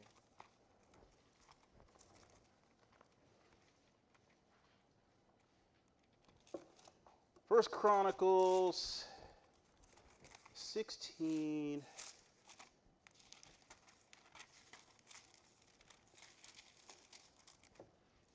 Maybe I'll get there. 16 and 15. Okay. 1 Chronicles 16, verse 15. Go ahead. Be ye mindful always of his covenant, the word which he commanded to 1,000 generations. Again, we see 1,000 generations. He's talking about perpetuity. He's talking about a never-ending covenant. Go ahead. Even of the covenant which he made with Abraham, and of his oath unto Isaac, and have confirmed the same to Jacob for a law. So he confirmed it with those three for a law. Says so. This is something that is not going to end. It's not going to end. So just like he tell you in Romans, I believe 7:1, he said, as long as a man lives, law is going to have dominion over him. You're not going to escape. That's something that is forever. It's going on forever. Go ahead and finish that. And to Israel for an everlasting covenant. For a what?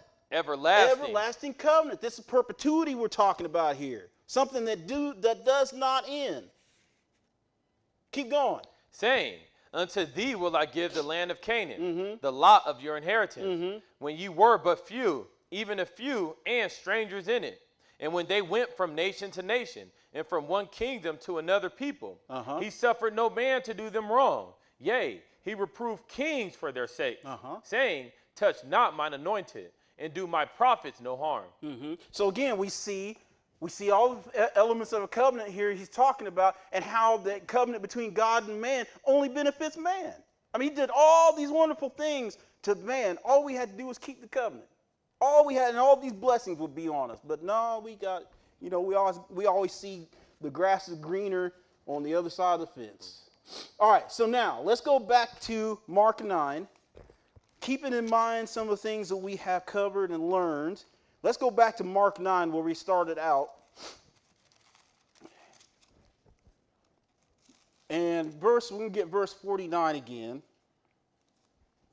But this time, now we're going to focus on the second half of this verse. Mark 9 and verse 49. All right, brother, go ahead. For every one shall be salted with fire. Okay, so everyone's going to be salted with fire. So we understand that means he's going to try you by fire. Everybody's going to be tried by fire. But now the second half of this verse. Go ahead.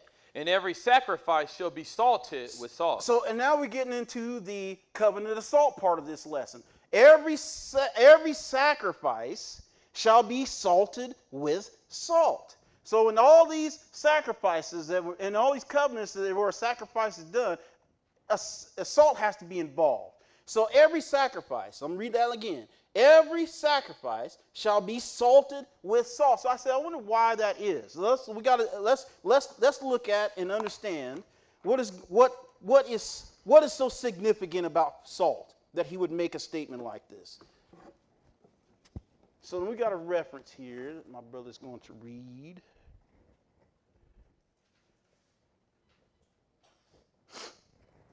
And the name of this article is Symbolism and Meaning of Salt, and it's by Rosa Mulu. Rosa Mulu. All right, go ahead. Salt is one of those things we know and experience from a young age, so much so that we wouldn't think much of it. Intriguingly, there is a lot of history and symbolism attached to salt and uses of salt that most people don't know about. Here is what you need to know about salt.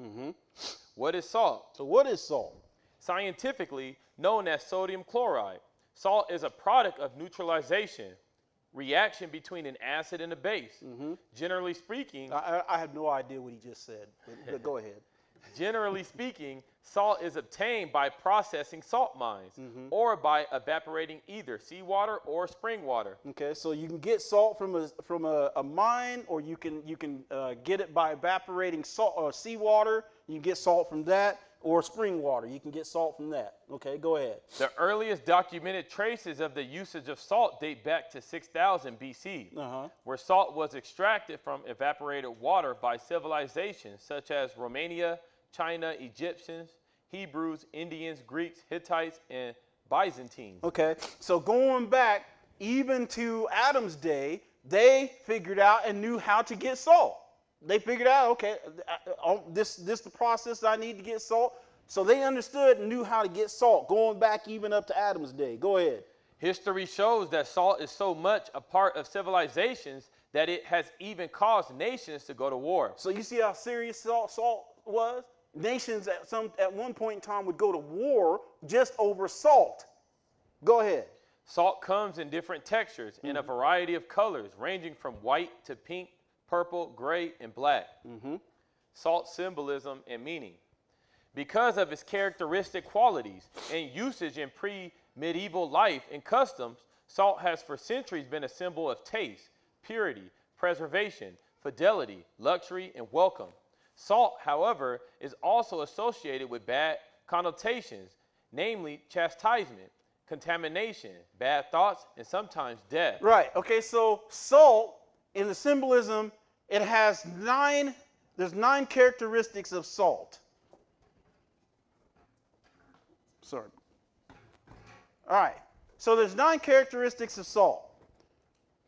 Taste, purity, preservation, fidelity, luxury, welcome, chastisement, bad thoughts, contamination, and death. So these are 9 characteristics or symbolisms that salt stands for.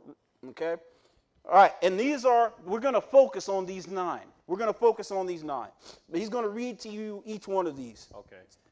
With taste, the taste symbolic meaning of salt is derived from its use as a seasoning agent in food by various civilizations across centuries. All right, so we can one of the uses for salt, obviously, is for seasoning. Okay, so we use it to season our food. Go ahead. Purity. Purity. So salt stands for purity. Go ahead. Salt became a symbol of purity because it was used by an ancient civilization to ward off evil spirits, mummify bodies, and treat wounds. Right, so they used salt as a symbol. It was a symbol of purity because they believed, of course we don't believe in that nonsense, that it wards off evil spirits. We don't believe in that. But they did use salt to mummify bodies. That's part of preservation as well.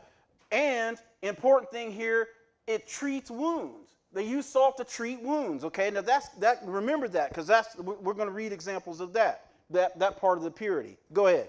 Preservation. This symbolic meaning stems from the usage of salt as a food preservative and for mummification of the dead. Right. So we know, obviously, one of our main things, using food for the preservation of foods. Salt for the preservation of foods. Go ahead. Fidelity. Salt gained its fidelity symbolism from religious folklore, whereby it was used to create binding covenants, usually together with other sacrifices. Right. So salt, in the fidelity, meaning it was a binding, it was a symbol of binding contract, a symbol of perpetuity. Okay? If salt, he said in Mark 9:49 that your sacrifices shall be salted with salt, right? So that means it's a binding. He wants it a pure binding contract, an unbreakable contract. Just like a vow. A vow is made, just like a covenant is made. It's not supposed to be broken. So salt is supposed to be used, it was used as a symbol of fidelity, a symbol of a binding contract. Go ahead. Luxury. In ancient days, salt was a commodity only affordable to royalty and a select rich. Hence, it's a luxurious connotation. So in those days, they could use salt like we use money. They could use a bag of salt and come out with the Rolls Royce. They didn't have Rolls Royce anyway. But it was traded as a commodity, right? So it was a precious, it was a valuable thing. Go ahead. Welcome. the welcoming attribute of salt is a derivative of the Slavic traditional welcoming ceremony whereby bread and salt were offered to guests. Right. So I mean, we don't know nothing about that. We don't understand that. So obviously, when somebody came to visit your house, you offer some bread and you offer some salt. You know, maybe you give them a little gift bag of salt at the door or something. I don't know, but it was used. Salt was used as a welcome offered to guests. Go ahead, the next one. Chastisement. Salt became a symbol of chastisement after Lot's wife was turned into a pillar of salt for looking back at Sodom. So we see that's one of the first times we see salt used as any kind of chastisement, right? And everybody's familiar with what happened to Lot's wife, right? Go ahead. Bad thoughts. This symbolism is derived from salty waters, whereby water is a representative of pure emotions, while salt is a representative of negative emotions. Right. You know, everybody's had salty thoughts about somebody, right? Or something, you know, but it goes to negative emotions. Okay, go ahead. Last one. Contamination and death. Salt is associated with contamination and death because of its corrosive ability on substances and its ability to dry plants and ruin drinking water. Right. So contamination and death. So salt was a symbolism of contamination and death, and we're going to see an example of that as we go along. Now, as we go through these, we're not going to get each one of these, but because some of these go together, like purity and preservation, they kind of go together. Luxury, welcome, they kind of go together. So when we're going through there, some of those are going to kind of run together. All right, so now, okay, go ahead and finish that. I'm sorry. So salt in language. Salt, again, owing to its characteristics and uses, has been incorporated into the English language, mainly in idioms. Does anybody know what idioms are? Do we know what idioms are? Yeah, so it's just sayings, certain sayings. Like he's going to give you some of these, and I know that a lot of you heard some of these sayings. Okay, go ahead. All right. First one is add salt to the wound. Add salt to the wound. Everybody's heard that, right? That's don't add salt to the wound. Tell your, tell somebody when they're getting at somebody, look, man, don't add salt to the wound. Just let it go, right? Go ahead. It says used to mean causing additional pain or making bad situations worse. This idiom came about because of the excruciating pain caused by literally adding salt to an open wound. Right, makes sense, right? Go ahead, next one. Worth your salt. Worth your salt. Have you ever been asked or know somebody that's worth their salt? Like if I gotta get in the trenches with this brother, and we're fighting someone, I want to know if he's worth this salt. I want to know if he can handle his weapon. I want to know if he is capable of handling himself. So are you worth your salt? Go ahead, explain it. Used to mean that one serves their anticipated purpose as they should. This idiom is said to originate from slavery, whereby a slave's worth was measured in comparison to salt. So in those days, so if you had a slave, you want to know if the slave is worth this salt. Is he capable of handling his job? Okay, go ahead. Salt of the earth. Salt of the earth. Everybody's heard of you that we're supposed to be Israel as the salt of the earth, right? Everybody's heard that term. Okay, go ahead. Used to mean good and influential. This idiom is associated with the biblical Sermon on the Mountain found in Matthew 5:13. To take with a grain of salt. So there's another one. Have you heard that? Take that information with a grain of salt. Go ahead. That's used to encourage one not to believe everything they are told, especially when it seems exaggerated or not representing the real truth. Now this next one got me. I didn't heard this one. Go ahead. Salt to my coffee. Salt to my coffee. Anybody ever heard that? Go ahead. This is an informal modern-day idiom used to mean that however important someone or something may be perceived to be, they or it can be pretty useless or damaging to another person. This is because salt, as much as it is an important flavoring agent, shouldn't be added to coffee, and it has no use to coffee. Right. So what he's saying there, see, if I said like, Tim is the salt to my coffee, in other words, that means I ain't got no use for him, because you don't put salt in coffee. You're gonna ruin the coffee, right? So Tim, if I ain't got no use for him, he's a salt to my coffee. Does that make sense there? It makes sense to you guys? Now, if I say I'm put sugar in my coffee, and I'm talking kind of sweet about Tim, I ain't going to do that. No, I'm just messing. Anyway, go ahead to the next thing. The next one is salt symbolism in Christianity. Salt symbolism in Christianity. Go ahead. Christianity makes reference to salt symbolism more than any other. The Bible pays tribute to the symbolism of salt on occasion starting from the Old Testament through to the New Testament. This fascination with salt is attributed to Jews who lived next to the Dead Sea, a sea lake that was the main source of salt to all neighboring communities. We will mention a few. The Old Testament refers to the use of salt to consecrate land that had been used for battle to the Lord. This ritual is referred to as salting the earth. The book of Ezekiel highlights a customary practice that involved rubbing salt onto newborns for its antiseptic qualities, as well as a way of proclaiming blessings and abundance into their lives. You guys remember that? We was talking about that in Ezekiel. He said, when I found you, I swaddled you and rubbed salt on you. So that, because that was like a preserving aspect or a loving thing to rub salt on the newborn baby. So that's what he's talking about there. Go ahead. The book of 2 Kings highlights the use of salt for purification by alluding that water is made pure by adding some salt to it. In the book of Ezekiel, God instructed the Israelites to use salt to season their grain offerings. However, the most remarkable Old Testament reference to salt is the Genesis 19 story of how Lot's wife was turned into a pillar of salt because she looked back at Sodom and Gomorrah as these cities burned. In the New Testament, Jesus tells his disciples, "Ye are the salt of the earth." In another verse, Colossians 4:6, the Apostle Paul tells Christians, "Let your conversations be always full of grace, seasoned with salt." So we've all heard a lot of those verses, read those verses, and we see how salt was related to those verses. But maybe we didn't, take the salt part of it and think, oh, that had any real part of it. But now we see the salt part of it is the main part of it. Is the most significant parts of some of those conversations. All right, go ahead. Uses of salt. As we have established, salt has held an important place in history and cultures across the world. Below are the commonly known uses of salt. Salt was used in funeral ceremonies by Egyptians, Indians, Romans, Greeks, Buddhists, and Hebrews as both an offering and a sanitization agent. This particular use can be connected to its preservation and purifying functions. In both the African and Western cultures, salt was recognized as a formidable tool of trade. Africans exchanged salt for gold during the barter trade, and at some point produced rock salt slab coins, which they used as currency. In the other end of the world, Romans used salt to pay their soldiers. It is from this form of payment that the word salary was formulated. Salary is derived from the Latin word salarium, which means salt. Now, who knew that? Yeah, we get pay. You guys come work for me. I'm gonna pay you with salt. I bet nobody show up. All right, go ahead. Ancient Israelites used salt as a disinfectant by adding to its inflammations and wounds.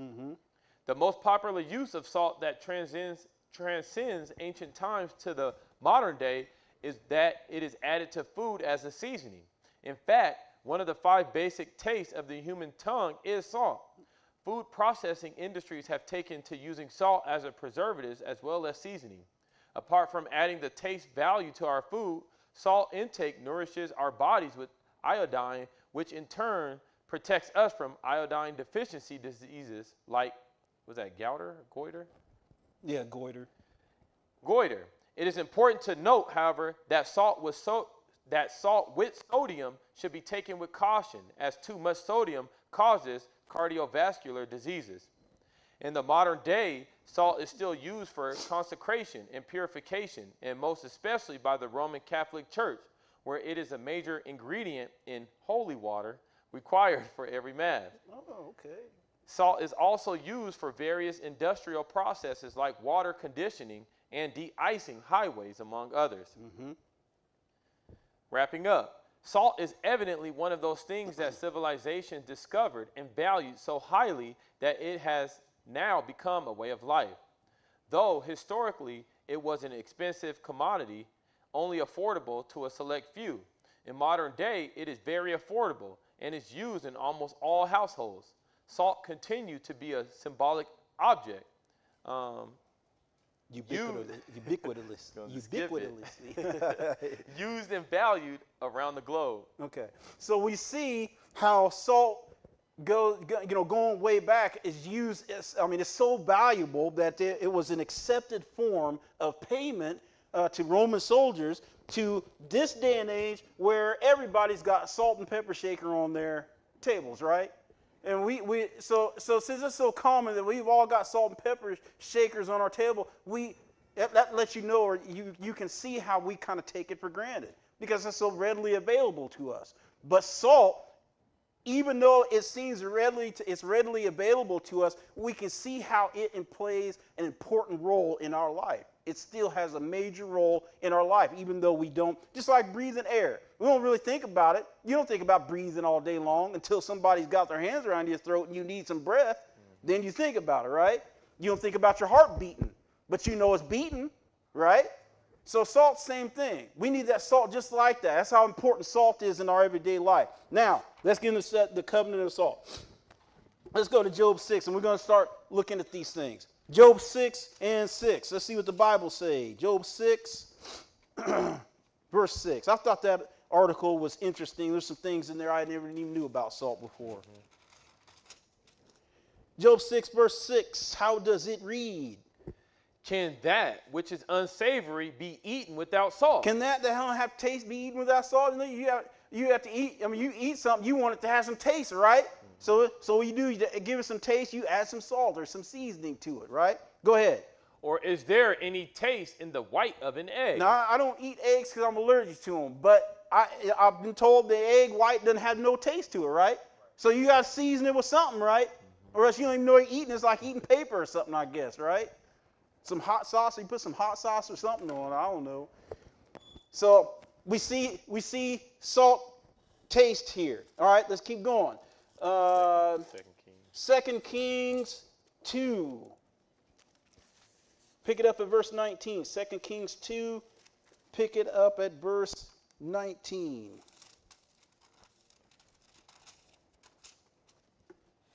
Second Kings 2 and 19. All right, brother, go ahead and read.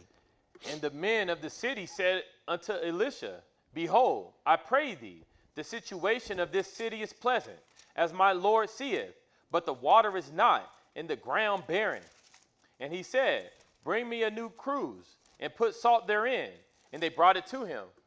And he went forth unto the spring of the waters, and cast the salt in there, and said, Thus saith the Lord, I have healed these waters. Okay. There shall not be from thence any more death or barren land. Okay, so here we see the characteristic salt being used as purity. So what he did is he cast this salt into the waters, and he healed the waters. He healed the waters. Remember we said, I point out in the thing, the salt treated wounds. It's also used to purify. Salt was a symbol of purity. Salt, remember that, it's very important. Salt is a symbol of purity. It purifies. It purifies. So here he cast the salt into the water, and it healed the waters. Did you finish that? 22. Go ahead. So the waters were healed unto this day, according to the saying of Elisha, which he spake. Healed unto this day. So we see perpetuity. We see fidelity. Something that's done. It's a binding. Salt is a symbol of fidelity. So he healed this water, and it was healed up to this day, it says, right? All right, was it finished that? Yeah. All right, let's keep going. I got to pick up the pace because I don't want to keep you too all day. Ezekiel 43. Ezekiel 43. And pick it up at verse 18. Ezekiel 43. And we're going to pick it up at verse 18. All right, my brother, go ahead and read. And he said unto me, Son of man, thus saith the Lord God, These are the ordinances of the altar in the day when they shall make it, to offer burnt offerings thereon, and to sprinkle blood thereon. Okay, so here he says, and this is the ordinance of the altar in the day when they shall make it. So when they make this altar, we're talking about on the other side of the seventh trump. We're talking about in the new millennium, in the temple that Zerubbabel builds, and they build this altar. When they build this altar, They're to sprinkle the blood thereon. But now we know when blood's involved, that's something serious, right? All right, skip down to verse 23. 23, go ahead. When thou hast made an end of cleansing it. So they're cleansing this. Cleansing this. I mean, it was said with, it said blood, I forget how to say it. How do you say it? Blood purifies most things, almost all things. The purify, I forget exactly, my brain's somewhere else. Anyway, the blood here is cleansing because they sprinkle it on this altar. They use the blood. Go ahead. Thou shalt offer a young bullock without blemish, and a ram out of the flock without blemish. And thou shalt offer them before the Lord, and the priest shall cast salt upon them. The priest will do what? Cast salt upon them. Remember it said you shall salt your sacrifices to be salted with salt, right? So the salt has to accompany the sacrifice that's made here. So this is how important this is. They're cleansing, purifying this altar. They're purifying this altar that they're building. So they use salt as part of the purifying agent. And like we've already read, Jesus said you have to have salt in your sacrifices. We finished that? No. Keep going. Yeah. And they shall offer them up for a burnt offering unto the Lord. 25. Come on. 7 days shalt thou prepare every day a goat for a sin offering. 7 days. That ain't no coincidence. 7 being the number of what? Completion, right? So after the 7 days, this cleansing period is complete. Go ahead. They shall also prepare a young bullock and a ram out of the flock without blemish. 7 days shall they purge the altar and purify it, and they shall consecrate themselves. And when these days are expired, it shall be that upon the 8th day, and so forward, the priest shall make your burnt offerings upon the altar and your peace offerings, and I will accept you, saith the Lord God. So again, you see how the Lord does all these things? So he said you got a 7-day cleansing period. How long did the Lord give you to get yourself clean? 7 days, right? 7,000 years, 7 days to get yourself clean. This altar had to go through the same thing. Got to be purified 7 days. Then on the 8th day, it's clean. It's purified. All right, let's keep going. So salt was a purifying agent here. All right, jump back to Ezekiel 16. Jump back to Ezekiel 16.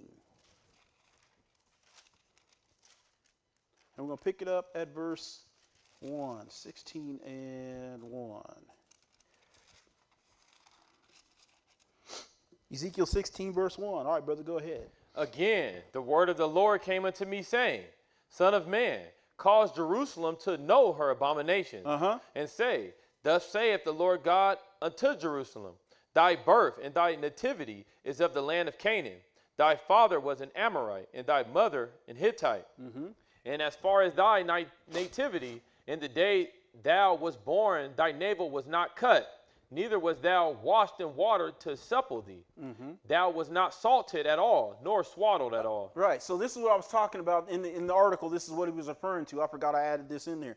And he said again, he says, Thou neither wast thou washed in water to supple thee, thou was not salted.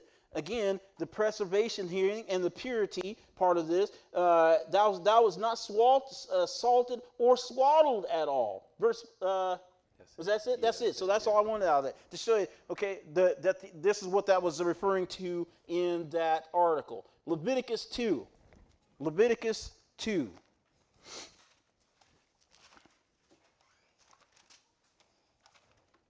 Leviticus 2.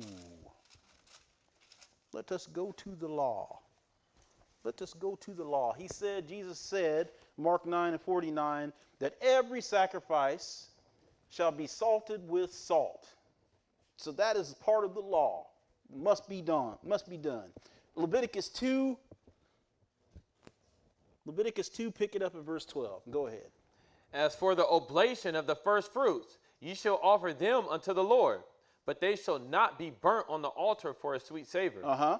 And every oblation of thy meat offering shall thou season with salt. He said, every oblation of thy meat offering. Now, meat offering, that's a grain offering. He's not talking about, meat. He's not talking about the bulls or the animals. He's talking about a grain offering here. And he says, every oblation of thy meat offering shalt thou season with salt. Go ahead. Neither shall thou suffer the salt of the covenant. Okay, so this is where I mean, he's a little bit different here. The word phrase is a little bit different here. It says the salt of the covenant, right?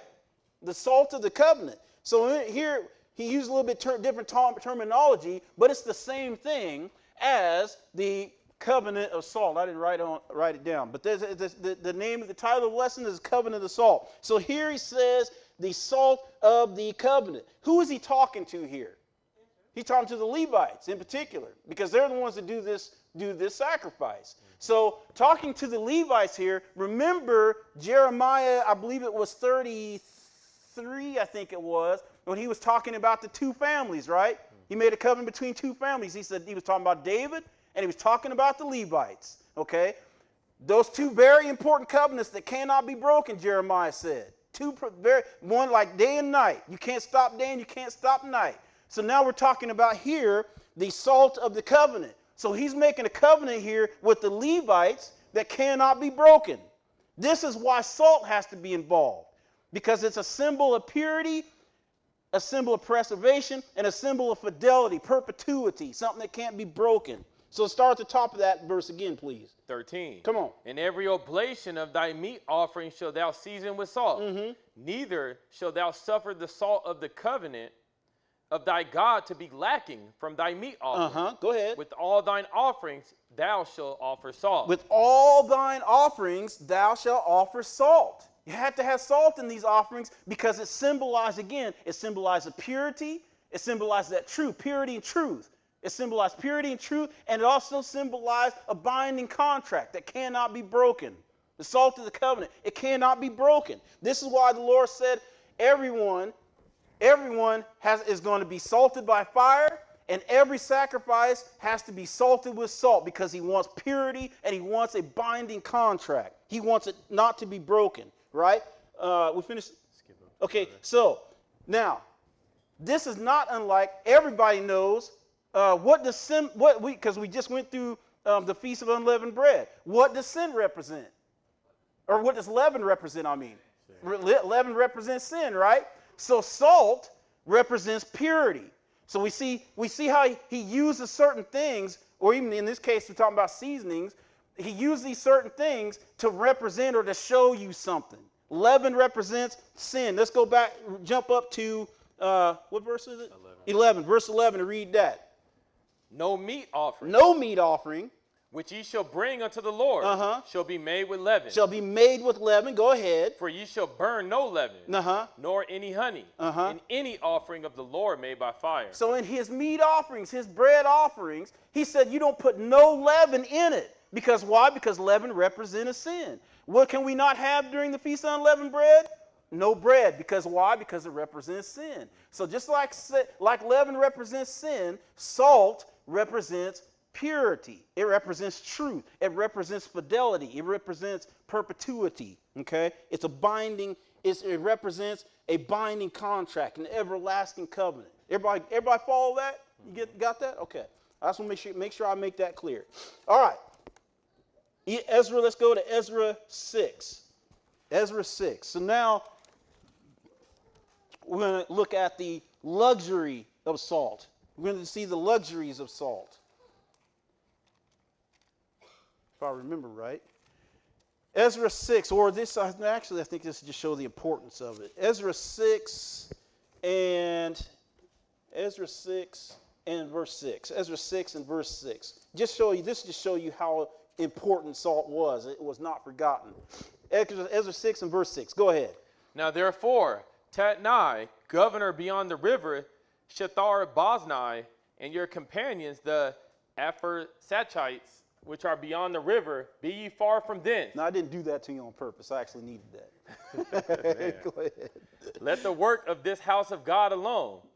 Let the governor of the Jews and the elders of the Jews build this house of God in his place. Right. So as you all know, when the Israelites were commissioned, they were allowed to go back into Jerusalem to rebuild the city and to rebuild the temple. Their enemies around them didn't want them to do it. They were trying everything they could to keep them from doing it. So this cat, Tatnai the governor, they have gotten another decree from Darius to go ahead and tell all these neighboring cities and countries or whatever, these enemies, to leave Israel alone so that they can go and build this house of God. He said, let the work of this house of God alone. Let the governor of the Jews and the elders of the Jews build this house of God in his place. Don't mess with them. Okay, verse 8. Moreover, I will make a decree what ye shall do to the elders of these Jews for the building of this house of God. So he says, he's telling all the enemies of Israel around him, not only do I want you to leave them alone, but I want you to make sure that they have these things in order to do the job, to build this house of God. Go ahead. That of the king's good, even of the tribute beyond the river. Forthwith expenses be given unto these men, that they be not hindered. Make sure they got all the money, all the resources they need so that they are not hindered in the building of this temple. Go ahead, verse 9. Let's see what that includes. And that which they have need of, both young bullocks and rams and lambs for the burnt offerings of the God of heaven. Because that's very important. We got to do our sacrifices, right? Go ahead. Wheat, salt. Wheat and salt. Wheat for the bread offerings. What has to go into the wheat offerings? You have to have the salt. Can't have no meat offering without the salt involved. Go ahead. Wine and oil, according to the appointment of the priests which are at Jerusalem. Let it be given them day by day without fail. That they may offer sacrifices of sweet savors unto the God of heaven, and pray for the life of the king and of his son. Right, so he wanted to make sure that this is done, because I want Israel to pray for me and my sons. I don't want that left out. So we make sure, he said, I want to make sure that they have all the things they need day by day. And what was one of those most important things? Salt. Salt was included in that. Okay, let's keep going. Numbers 18. Numbers 18.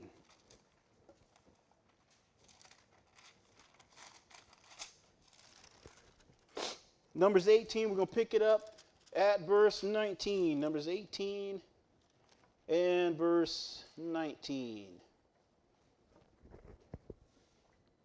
All right. Go ahead. All the heave offerings of the holy things, which the children of Israel offer unto the Lord, have I given thee, and thy sons and thy daughters with thee, by a statute forever. It is a covenant of salt forever before the Lord unto thee and to thy seed with thee. Okay, so now this is the verse where I get the title from, the covenant of salt. Remember in Leviticus 2, it's the salt of the covenant. Here, it's the covenant of salt. So it's all the heave offerings of the holy things which the children of Israel offer unto the Lord, have I given thee, and thy sons and thy daughters with thee, by statute forever. Statute forever. It is a covenant of salt. So directly after he mentions a statute forever, he says it is a covenant forever. This letting you know that a covenant of salt is a binding contract. It is not to be broken. It's like a vow made. I'm making this covenant of salt with you, and it will not be broken. I cannot break this vow. Go ahead and finish that. Before the Lord unto thee and to thy seed with thee.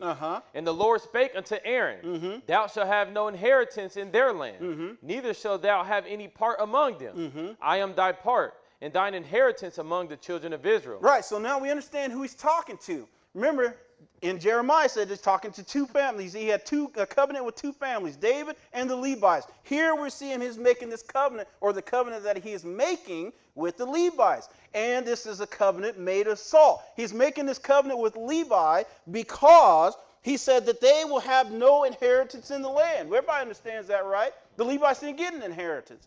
Right. So he said because neither shalt thou have any part among them. Why? I am thy part and thine inheritance among the children of Israel. How special? This will go to show you what I'm talking about. This is why the Levites survived the 40-year curse, because they were special to the Lord. Now, the Lord's not a respecter of persons, but the Levites are special to him because they ministered his duties. They ministered unto him. So that made them a little different, a little bit more special than everybody else. Yeah, everybody follow that, what I'm saying there? So he's making a special covenant of salt with the Levites here that cannot be broken. Partly because, for one, they had no inheritance. The Lord was their inheritance. And the other part is because they did the special job of ministering unto him. So they have this special covenant of salt here. Go ahead, verse 21. And behold, I have given the children of Levi all the tenth in Israel for an inheritance, for their service which they serve, even the service of the tabernacle of the congregation. So in the tenth, he said, look, it's important to tithe, right?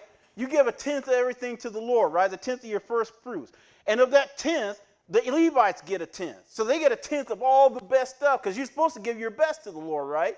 So they get a tenth of the best stuff, because the Lord was their inheritance. That's how special they were. The Lord was their inheritance. So this is going to show you the specialness of this relationship, the specialness of this covenant between us on the other side, between God and man. The Levites benefit from, they completely benefit from this. Okay, go ahead. 22. Come on. Neither must the children of Israel henceforth come nigh the tabernacle of the congregation, lest they bear sin and die. So let's show you how important these Levites were. You don't even come near this tabernacle of the congregation unless you are a Levite. You have a specific duty here, or I'm going to kill you. It's that simple, Lord. That's how important this covenant is with the Lord. These things were not to be taken lightly. We see Nadab and Abihu didn't quite carry out the Lord's duties as he said, and what happened? They got killed, didn't they? Just like that. So when he makes these covenants, when he tells you to do something, he is dead serious. He wants it done a specific and particular way. Verse 23. But the Levites shall do the service of the tabernacle of the congregation, and they shall bear their iniquity. It shall be a statute forever throughout your generation, that among the children of Israel they have no inheritance. Right. Okay. So again, we see that it is a statute forever. So that's interchangeable with covenant of salt. If I say you and I have a covenant of salt, that means you and I have an agreement forever. Okay. So that's what he's saying here. Me and the Levites, we have a covenant of salt, a statute forever. We got a covenant that is going to last forever. So that's what he's talking about here. All right. 2 Chronicles 13. 2 Chronicles 13. So that's the second half of what Jeremiah was talking about when he said, I have made a covenant with two families.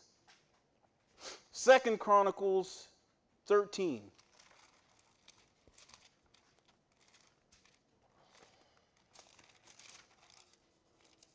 And there's nothing, he made that covenant with the Levites. There's nothing that any of Israel, any of the other 12 tribes can do to break that covenant with Levi. Nobody can break that covenant. All right, 2 Chronicles 13, pick it up at verse 3. 13, pick it up at verse 3. All right, go ahead. And Abijah set the battle in array with an army of valiant men of war, even 400,000 chosen men. Jeroboam also set the battle in array against him with 800,000 chosen men, being mighty men of valor. So we got Abijah and we got Jeroboam. They're getting ready to go at war here because one doesn't want to be ruled by the other. Israel, and it's a mess here. But when you got one side here. You got the northern tribe is set up against Judah. You got one side that has 800,000 chosen men, right? Being mighty men of valor. Mighty men of valor. I'll get it right sooner or later. And the other side of valiant men was 400,000 chosen men. So 800,000 versus 400,000. That's not fair odds, is it? Okay? It's not fair odds unless the Lord, the God of Israel, is on your side. Okay? Verse 4. And Abijah stood up upon Mount Zemarium, which is in the Mount Ephraim, and said, Hear me, thou Jeroboam and all Israel. Ought ye not to know that the Lord God of Israel gave the kingdom over Israel to David forever, even to him and to his sons by a covenant of salt? So you see what he said there? He said, look, so Abijah, he's standing up and he said, look, Israel, I want you to know. He said, don't you know that the Lord God of Israel gave the kingdom of Israel to David forever, even to him, how? As a covenant of salt. So if he gave this kingdom to David by covenant of salt, what's that mean? That means this is David's forever. That means that David, some of David's seed, will always be on the throne. It's a covenant of salt. It's unbreakable. Unbreakable. Okay? And that's what Abijah here is reminding them. Because Israel's thinking they can control everything. They're thinking they can take over. And even though they got 800,000 men versus 400,000, Abijah's telling them, look, you may have the numbers, but we got this covenant of salt made by God himself. Made by God himself. That is unbreakable. Verse 6. Yet Jeroboam, the son of Nebat, the servant of Solomon, the son of David, is risen up and hath rebelled against his Lord. So he's rebelled. So he has rebelled against the Lord. Yet Jeroboam, the son of Nebat, the servant, mind you, he's a servant of David, a servant of Solomon, I mean. Servant of Solomon, son of David. David is on the tribe of Judah, right? David's from the tribe of Judah, right?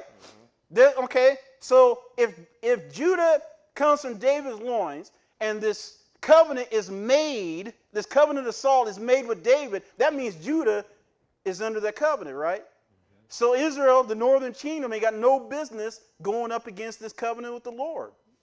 They're not going to win this. There's no way. Go ahead.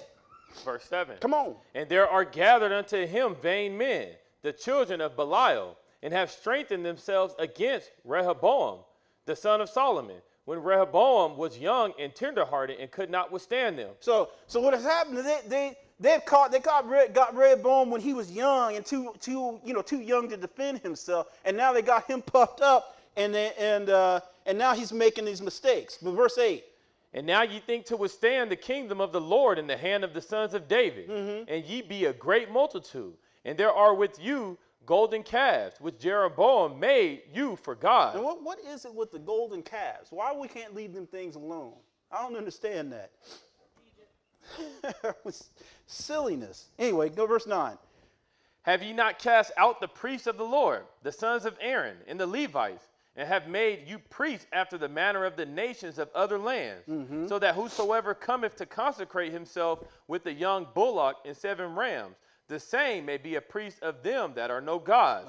But as for us, the Lord is our God, and we have not forsaken him, and the priests which minister unto the Lord are the sons of Aaron, and the Levites wait upon their business. So what's he talking about? He's talking about the two covenants. He's talking about the covenant of salt with David, and he's talking about the salt of the covenant that he made with the Levites. He's talking about them very two covenants that Jeremiah was talking about here. He said, have you not cast your priests in the Lord, the sons of Aaron? Because they cast him out. That's the only way they could achieve getting Israel to go behind these golden calves.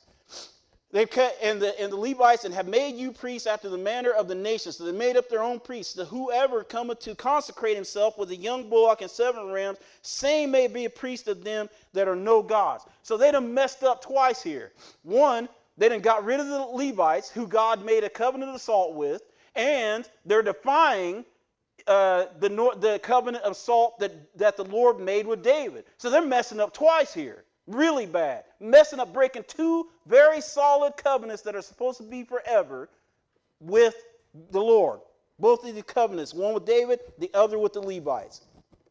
I just want to make sure you understand that. They are messing up bad. We're at verse 11. Go ahead. And they burn unto the Lord every morning and every evening burnt sacrifices and sweet incense. The showbread also set they in order upon the pure table, and the candlestick of gold with the lamps thereof, to burn every evening. For we keep the charge of the Lord our God, but ye have forsaken him. Mm-hmm. And behold, God himself is with us for our captain, and his priests with sounding trumpets to cry alarm against you. Mm-hmm. O children of Israel, fight ye not against the Lord God of your fathers, for ye shall not prosper. So he's trying to let them know, don't fight against us, because we got the covenant of salt behind us. We got this covenant that he made with David behind us. You have nothing but numbers. You may have the numbers, but we got the covenant. What you think is going to win? It's a covenant, right? The covenant with God. Go ahead, verse 13. But Jeroboam caused an ambushment to come about behind them.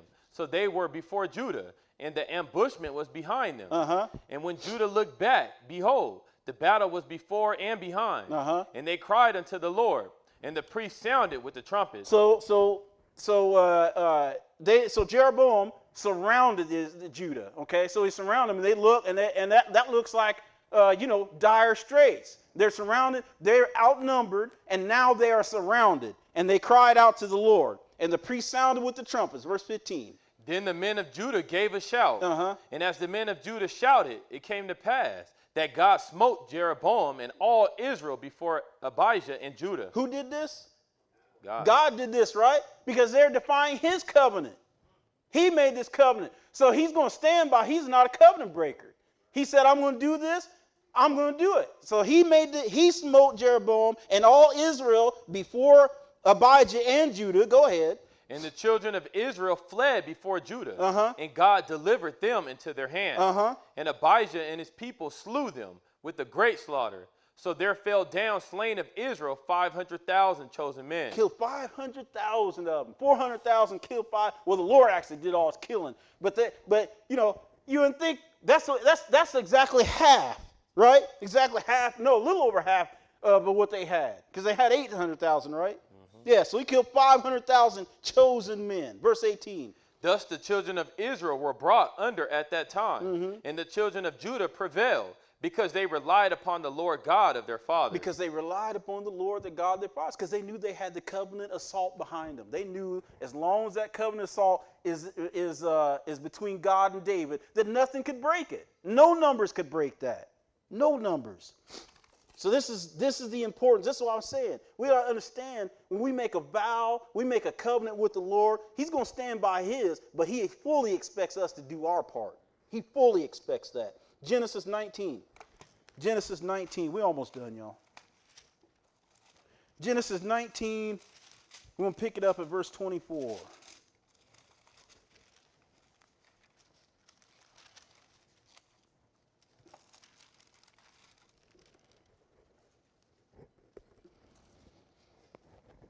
So now, okay, so we saw these taste, purity, preservation, preservation, fidelity. We saw the luxury of it. We saw welcome. Oh, those kind of go, some of those two go together. And now we're going to look at chastisement, bad thoughts, and contamination. So we're going to cover those last three parts of it. All right, so now the Lord has told Lot and his family, get out of Sodom and Gomorrah. Okay, so we're Genesis 19 and 24. All right, go ahead. Then the Lord rained upon Sodom and upon Gomorrah brimstone and fire from the Lord out of heaven. And he overthrew those cities and all the plain and all the inhabitants of the cities and that which grew upon the ground. But his wife looked back from behind him, and she became a pillar of salt. She became a what? A pillar of salt. A pillar of salt. So this is a symbol of chastisement, because she didn't do what the Lord said, right? So because she didn't do what the Lord said, she got chastised for it. Turned to a pillar of salt. All right. Let's go to Judges 9. Judges 9.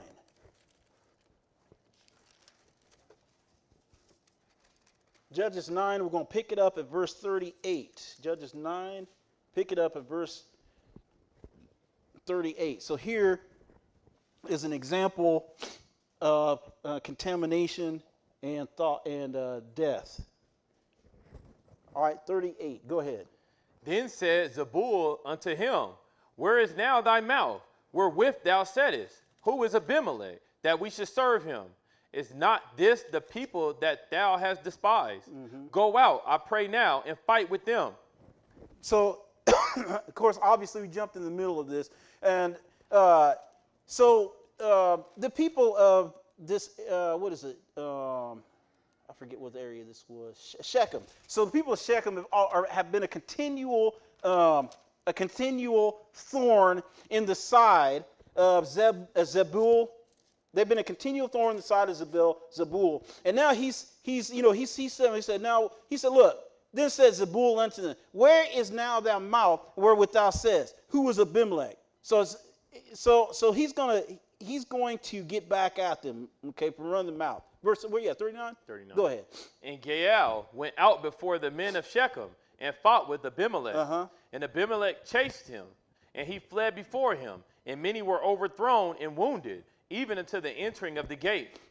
And Abimelech dwelt at Arumah, And Zebul thrust out Gaal and his brethren, that they should not dwell in Shechem. All right, so I actually had it backwards. So Zebul and Shechem, they had been a thorn in the side of Abimelech. So Abimelech was able to chase them out, run them out of Shechem, and and push them out of this area. Okay, and now to ensure that they don't come back, because like I said, they've been a continual thorn in their side. Verse 42.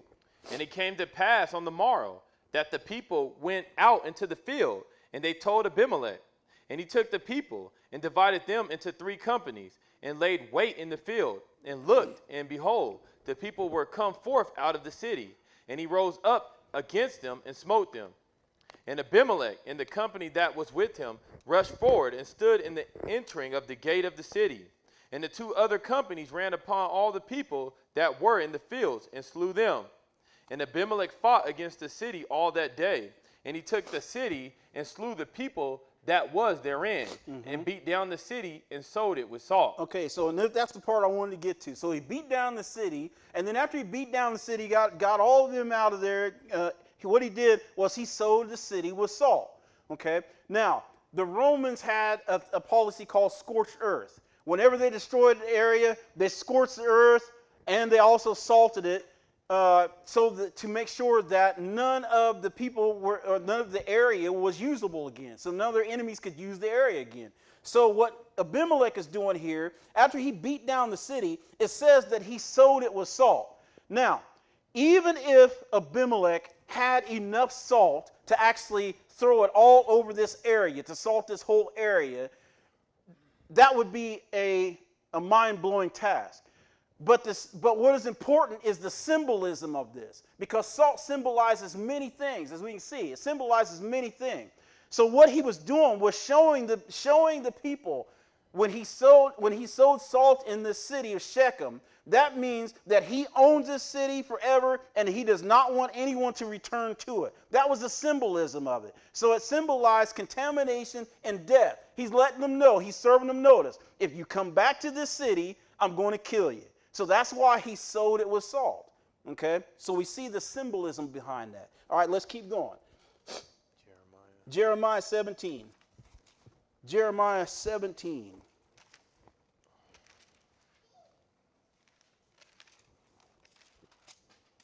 You're going to be thorn in my side. I'm going to kill all of you. I'm going to salt the city. You come back, you're going to get the business again. Jeremiah 17, pick it up at verse 1. 17 and 1. All right, brother, go ahead. The sin of Judah is written with the pen of iron and with the point of a diamond. It is graven upon the table of their heart and upon the horns of your altars. Whilst their children remember their altars and their groves by the green trees upon the high hills. O my mountain in the field, I will give thy substance and all thy treasures to the spoil, and thy high places for sin throughout all thy borders.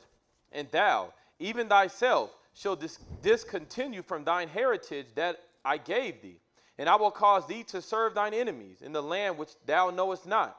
For ye have kindled a fire in my anger, which shall burn forever. Thus saith the Lord, cursed be the man that trusteth in man, and maketh flesh his arm, and whose heart departeth from the Lord. For he shall be like the heath in the desert, and shall not see when the good cometh, but shall inhabit the parched places in the wilderness, in a salt land and not inhabited. So again, he's using the salt here to symbolize contamination and death. If you don't keep up your end of the bargain, then he's going to cause pain and trouble, as we see here. Israel didn't keep up their end of the bargain. Next thing we have is 70 years of desolation. 70 solid years of desolation. They could not go back to Israel. And it's like he said, but it shall be shall inhabit the parched places in the wilderness, in a salt land and not inhabited. Israel couldn't go back. They could not go back until the Lord said so. Okay, so in this passage, salt represents contamination and death. Matthew 5. Matthew 5. All right. Now that we have, let's go, we're going to Matthew 5. This is where everybody has seen and read this at one time, heard or read this at one time or another. A very, very familiar passage. But now that we have a different understanding of what salt means and what it is, this should mean something. It should mean more to you now. It should have some different meanings to you, right? So let's go ahead and read Matthew 5 and verse 13. Go ahead. Ye are the salt of the earth. Uh-huh. But if the salt have lost its savor, wherewith shall it be salted? Right. So now again, this should have some little bit more meaning to you now. He said, ye are the salt of the earth. We are supposed to be, Israel is supposed to be the salt of the earth, which means we're supposed to be pure. We're supposed to be righteous. We're supposed to be truthful. Everybody's supposed to come to us. He said, if the salt have lost its savor, wherewith shall it be salted? Everybody's supposed to come to us for knowledge, right? You want to know about the God of Israel, you're supposed to go to Israel. You're supposed to go to Israel. We're supposed to give them that information. We're supposed to be the salt of the earth, giving them the purity, the preservation, the fidelity. We're supposed to have all these characteristics. We're supposed to be that salt of the earth. Ye are the salt of the earth, but if the salt have lost its savor, how's it going to get salted? How are you going to salt it? If we lost our salt, how are you going to salt it? How are you going to resalt it? Go ahead. It is thenceforth good for nothing. Good for nothing. But what? But to be cast out and to be trodden underfoot of men. Right. So you got to, like I always kid around, you got to stay salty, right? Stay salty. Let's go. Luke 14. Luke 14. He's going to say the same thing, kind of a different, little bit different. Little bit different. Luke 14, pick it up at verse 34. 14 and verse 34. Luke 14, pick it up at verse 34. All right, go ahead and read. Salt is good. Salt is good. Go ahead. But if the salt have lost its savor, wherewith shall it be seasoned? Salt is good. We see how it's good. It's good. It's good. Shows all these characteristics salt has. It's good. It's good for the taste, purity, preservation, all these things. But the main thing we're supposed to have is that purity. We're supposed to be pure. Go ahead. 35. Come on.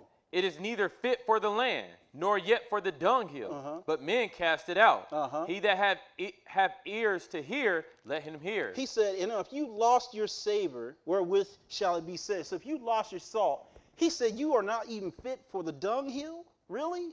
He got to be that, he got to be that mean? So we lose our salt, we ain't good for nothing.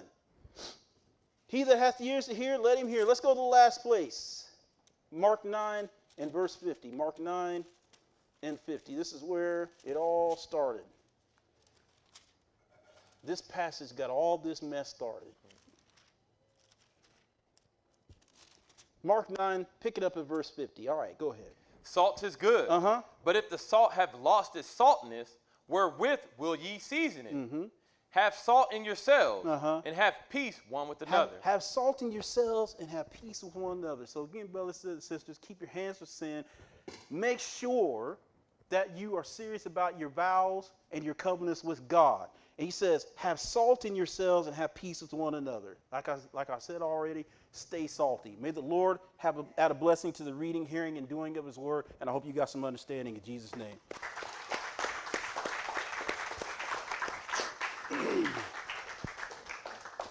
I will have the Sabbath announcements.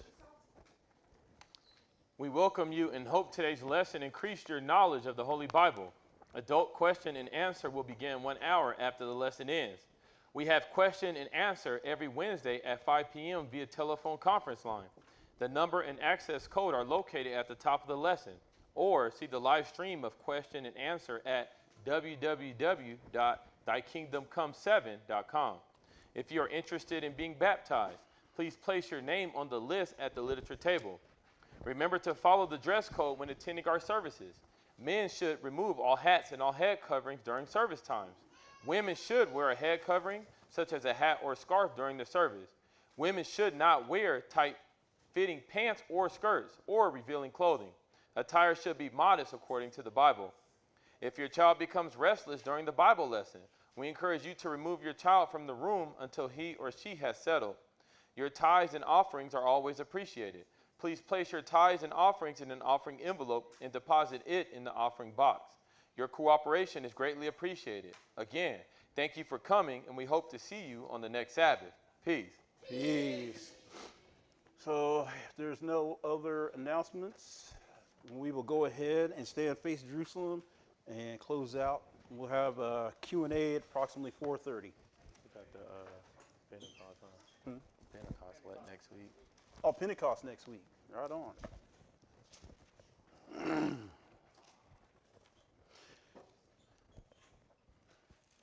Our Father which art in heaven, Our Father which art in heaven, hallowed be thy name. Thy kingdom come, thy will be done on earth as it is in heaven. Give us this day our daily bread, and forgive us our debts as we forgive our debtors. And lead us not into temptation, but deliver us from evil. For thine is the kingdom, and the power, and the glory, forever. Praise the Lord, for he is good, for his mercy endureth forever. Praise the Lord God of Israel, for he is good, for his mercy endureth forever. The Lord of lords, the King of kings, the mighty one of Jacob, and the Holy One of Israel. In Jesus' mighty name we pray. Amen.